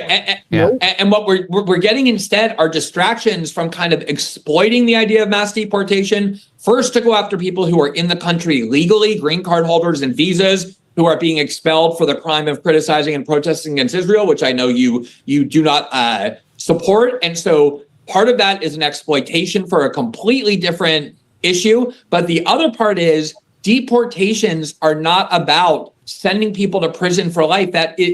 We've never regarded life in prison as an appropriate punishment for people who enter our country, especially in a country that's not theirs. That is only appropriate prison for people who are proven to have committed violent crimes. And there's a lot of doubt about whether the people sent to El Salvador were in fact guilty. And even if there wasn't doubt, even if they all seemed kind of guilty based on this very tenuous art of interpreting people's tattoos, which, by the way, liberals did with Pete Hegseth in a way that turned out to be completely misguided. Yeah. There was a New Yorker fact checker, Talia Levine, who accused an ICE agent of having a Nazi tattoo. She had to quit because she misinterpreted the tattoo. These are very, very thin reeds on which to proclaim somebody guilty. If it had just been the kind of deportation that Trump was promising, I don't think there'd be a controversy. The problem is that these are not deportations in the traditional sense of the word. And we should have learned from the war on terror that if the government says, trust us, everyone we're punishing is guilty, you don't need a hearing, you don't need to see the evidence, we know for sure people are going to be wrongfully accused. And there's a big difference between just sending them back to their home country, although that can be pretty devastating for people here a long time or married to an American citizen, as Mahmoud Khalid is. But it's still way worse to send them to a dungeon in El Salvador with no due process. Glenn, what is the... And I also think, and we'll end it here, you can watch that full debate on Breaking Points on your own. I also think it almost feels like they're doing it as a scare tactic. You know, think twice before you try to come into the United States, because you might also end up in, El Salvador, right? So I think that's also the message. It could be the message that the Trump administration is trying to send to people who may be thinking about coming here. I don't know, but when you are accused of a crime, there is a process that you go through, and that didn't happen. So we don't know if all those people were criminals or guilty. And to be honest with you, I don't even know if all those people were not, were here illegally or not. We don't know. This has happened before. It's happened under Biden. It's happened under Obama. So let's not pretend that it's just happened under Republican Party, because it hasn't. The point that Glenn is making is that there's a process that needs to be followed, and it hasn't been followed. And it can be incredibly dangerous for other people as well. Don't just think that this is just something that's happening to the migrant community. That can be how it starts, and then it can evolve into something else. But the truth is out there, folks. I mean, I don't know what's going to happen. I mean, they're there. If they're already there now, I don't know if those people will ever be able to leave to go back to their home country or whatever. I don't know. What I do know is that we are heading towards a slippery slope in this country. And I do fear that this type of McCarthyism scare that is happening right now, it can apply to anybody. You could go to a protest, or maybe you went to a protest 4 years ago and they're like, oh, we got to go after that person, and then maybe they could try to say that you were here illegally, even though you were illegal. Like, you see what I'm saying? Like, I see where this is kind of heading, and it's very scary. And what happened to Mahmoud Khalil should concern everyone. So I don't know, man. But I think Glenn definitely has a point. All right, guys, we are going to the call-in segment of the show. I'm going to take a quick break before call-in. And Eric, I think we have some super chats if you want to get started. Oh, we got a few. Yep. Okay. All right. And I'll be All back. right. I'll start calling. For those of you who are new to the show, if you don't want to participate in the call-in, feel free to leave the show now. But for Don't those tell of you them that. well, no, I need to. I just need to let people know. But for those of you who want to do the call-in, just letting you know that I'm gonna set up the room and link that, and I'll be back in a couple minutes. Okay. No, what I say is everybody has to stay, but that's just my opinion. Let me get it. All right. So this is the part of the show where we do a transition to the Zoom Hangout, formerly known as Call-in. It used to be on the Call-in app. But yeah, we do it in Zoom. Whether or not you put your camera on is optional.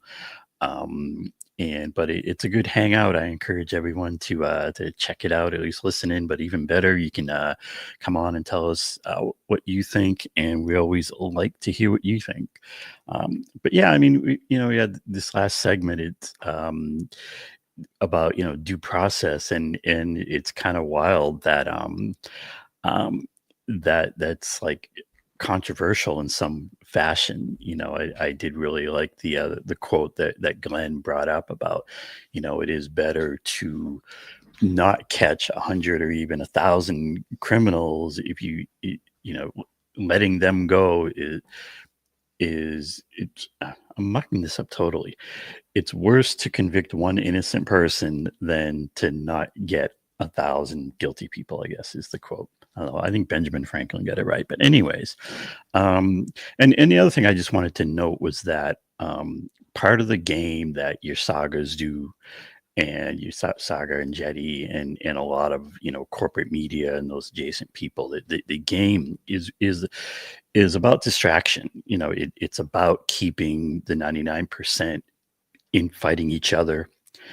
And what do they not want us to do? They don't want us to look up to who's really calling the shots. The billionaires, the playthings of the billionaires, the mega corporations and whatnot. And so I think it's important too, when we talk about these things, always bring it back to that. There's the acronym I like, the MCDS, money, corruption, demands, and solutions. When you dig into these things, it's always about the money. It's the corrupt billionaire class, the top 0.1 percenters, and then you have the mega corporations, the war machine, all that. They funnel money into our government, into Congress, they corrupt it. And, and the thing we need to have, I'm submitting to really get anywhere. Like there was this discussion with Scott, and we can talk about this in call-in too. Like, what do we do about it? It feels hopeless. And what I'm trying to put out there in the ether with 11 demands is that the way we can, to me, the only way is to inspire a mass movement, like literally millions of people to get in the streets and do what? Have clear demands. So you need clear demands to inspire them and to get somewhere. And from those demands would come the solutions. If you want to see more details on that, you can look up 11 demands. It's pretty easy to find. You just go to 11demands.org. But, I do think that there is a path out there, but it's going to take clear demands, and it's going to take a way to inspire, literally millions of people. All right. Now let's look at some of these super chats and chats we got built up. And excuse me, and some of these may go back a little ways on the from the show. And yeah, we're going to do these. Sabby will come back and do a little closing. We'll give you the link then for the Zoom room, because Sabby's actually creating it right now. So that's why we couldn't give you the link yet if we wanted to. And we'll be hitting over to Zoom. And if anyone wants to talk about 11 demands and a demand-based movement in Zoom, I'd love to talk to you. All right. Thanks for the super chat. Marlon Wells, who says, he is still a gate guard. Some should take his seat. Yeah, that was talking about, the person earlier. All right. Thanks for the super chat. Courtney Smith. Those first 3 hours before 6 a.m., dude spent working out his face. I would have made my $150 driving Uber already for the day. Yeah, talking about that video with the guy who supposedly, spends all this time on his routine and his exercise and so forth. And thanks for this super chat, Marlon. No weapon. Okay, so this is talking about the two young men who were found dead in the mountains, and he's saying, no weapon, no suicide, unless the firefighter took it, making himself the number one suspect, and they're trying to cover it up. Yeah, I mean, what's one of the real issues, with that whole story is just the lack of information, because sometimes you just hear one key piece of information and it turns your whole thinking on it. So hopefully more information will come out on that one and it'll become clear. Thanks for the super chat. Trusting Success. He says, hey Sabs, did you watch Hassan's interview with AOC and Bernie? Any thoughts on their responses? You can ask her in the Zoom hangout. And thanks for this one, Kevin. And he says, I believe the agreement was that NATO member nations were allowed to negotiate how much they would contribute to defense. Trump wants to ring the cash registers of defense contractors. Yeah, and it's always the money. Whenever I see anything about NATO, I just want to say NATO is basically an arms dealer. Like any country that joins NATO is actually obligated to buy certain armaments, and it just filters right into that MIC. Always follow that money. And thanks for this one, Gab the Chef. He says, you should interview Alex Cranier, who could give an interesting take on the EU strategies with historic background that helps understand that contingent from their perspective. Respect and love from me, even when we disagree. Thanks. We'll note that, Gab. And thanks for the super chat, Kevin, who says, let's just say it, Israel owns Trump. I mean, I kind of agree, but I would say, the billionaire and the billionaire interests, own Trump and Biden and Harris, both parties, and we have to figure out how to get to somewhere where we have a government that represents us. 1 sec. Sometimes you just got to cough a little bit.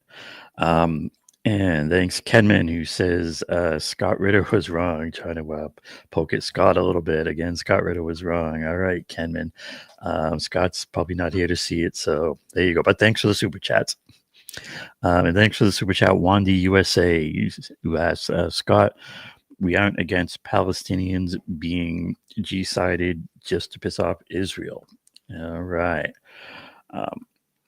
And thanks for this super chat, Italian Stallion. Scott's still ignoring that Israel and the U.S. have nukes and violate every treaty. He seems dishonest about how Iran needs to follow the treaties. I mean, it was quite an interesting discussion.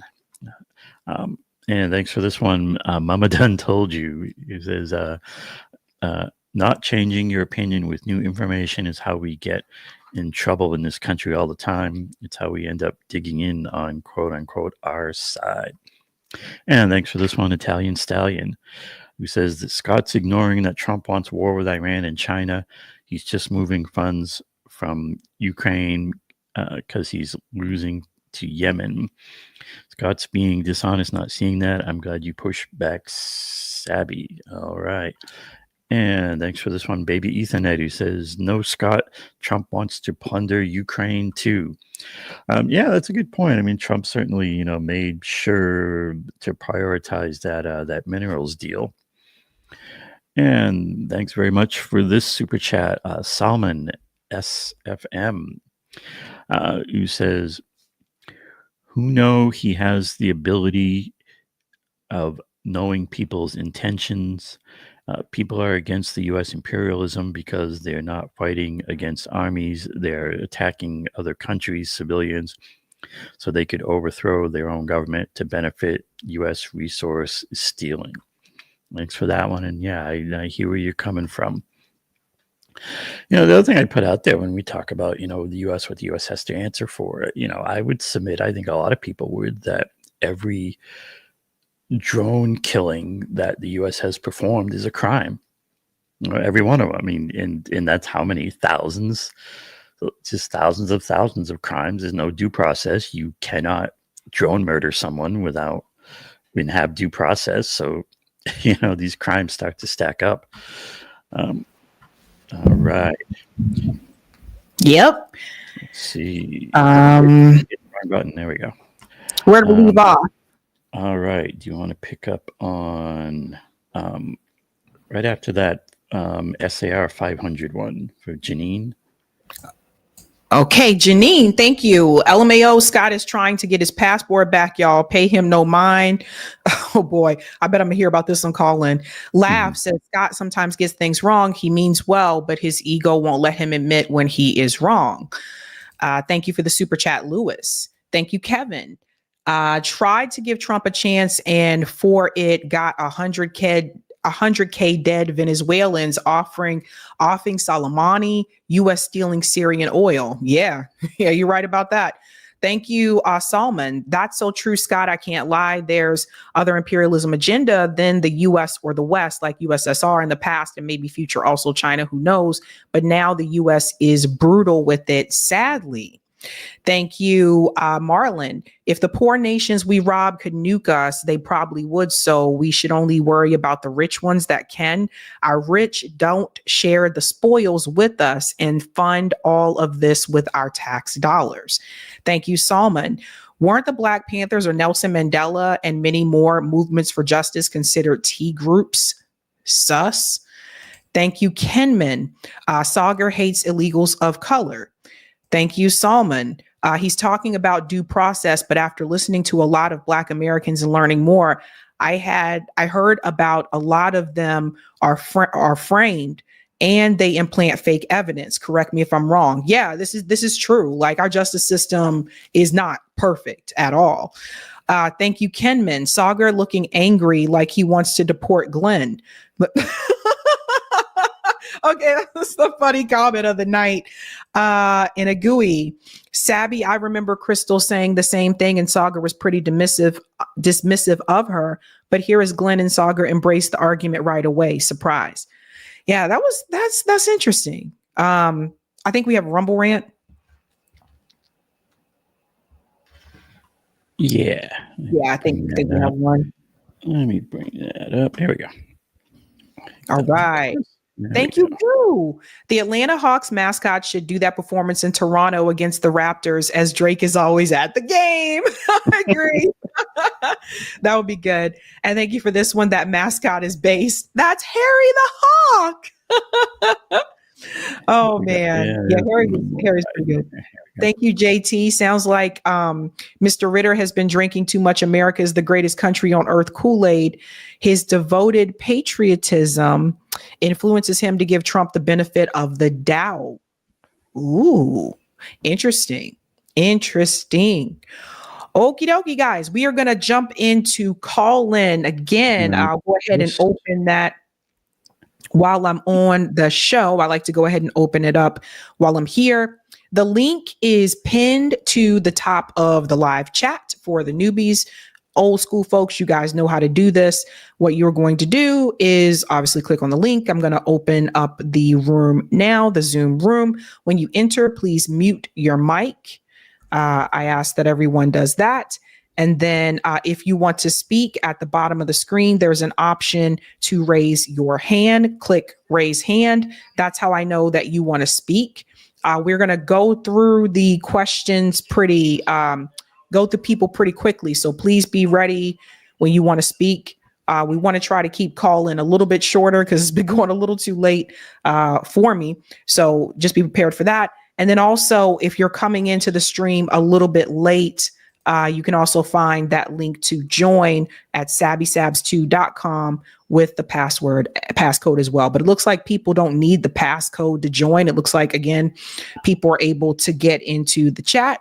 So that's it, folks. Again, if you want to ask me questions, come on to the Call In portion of the show.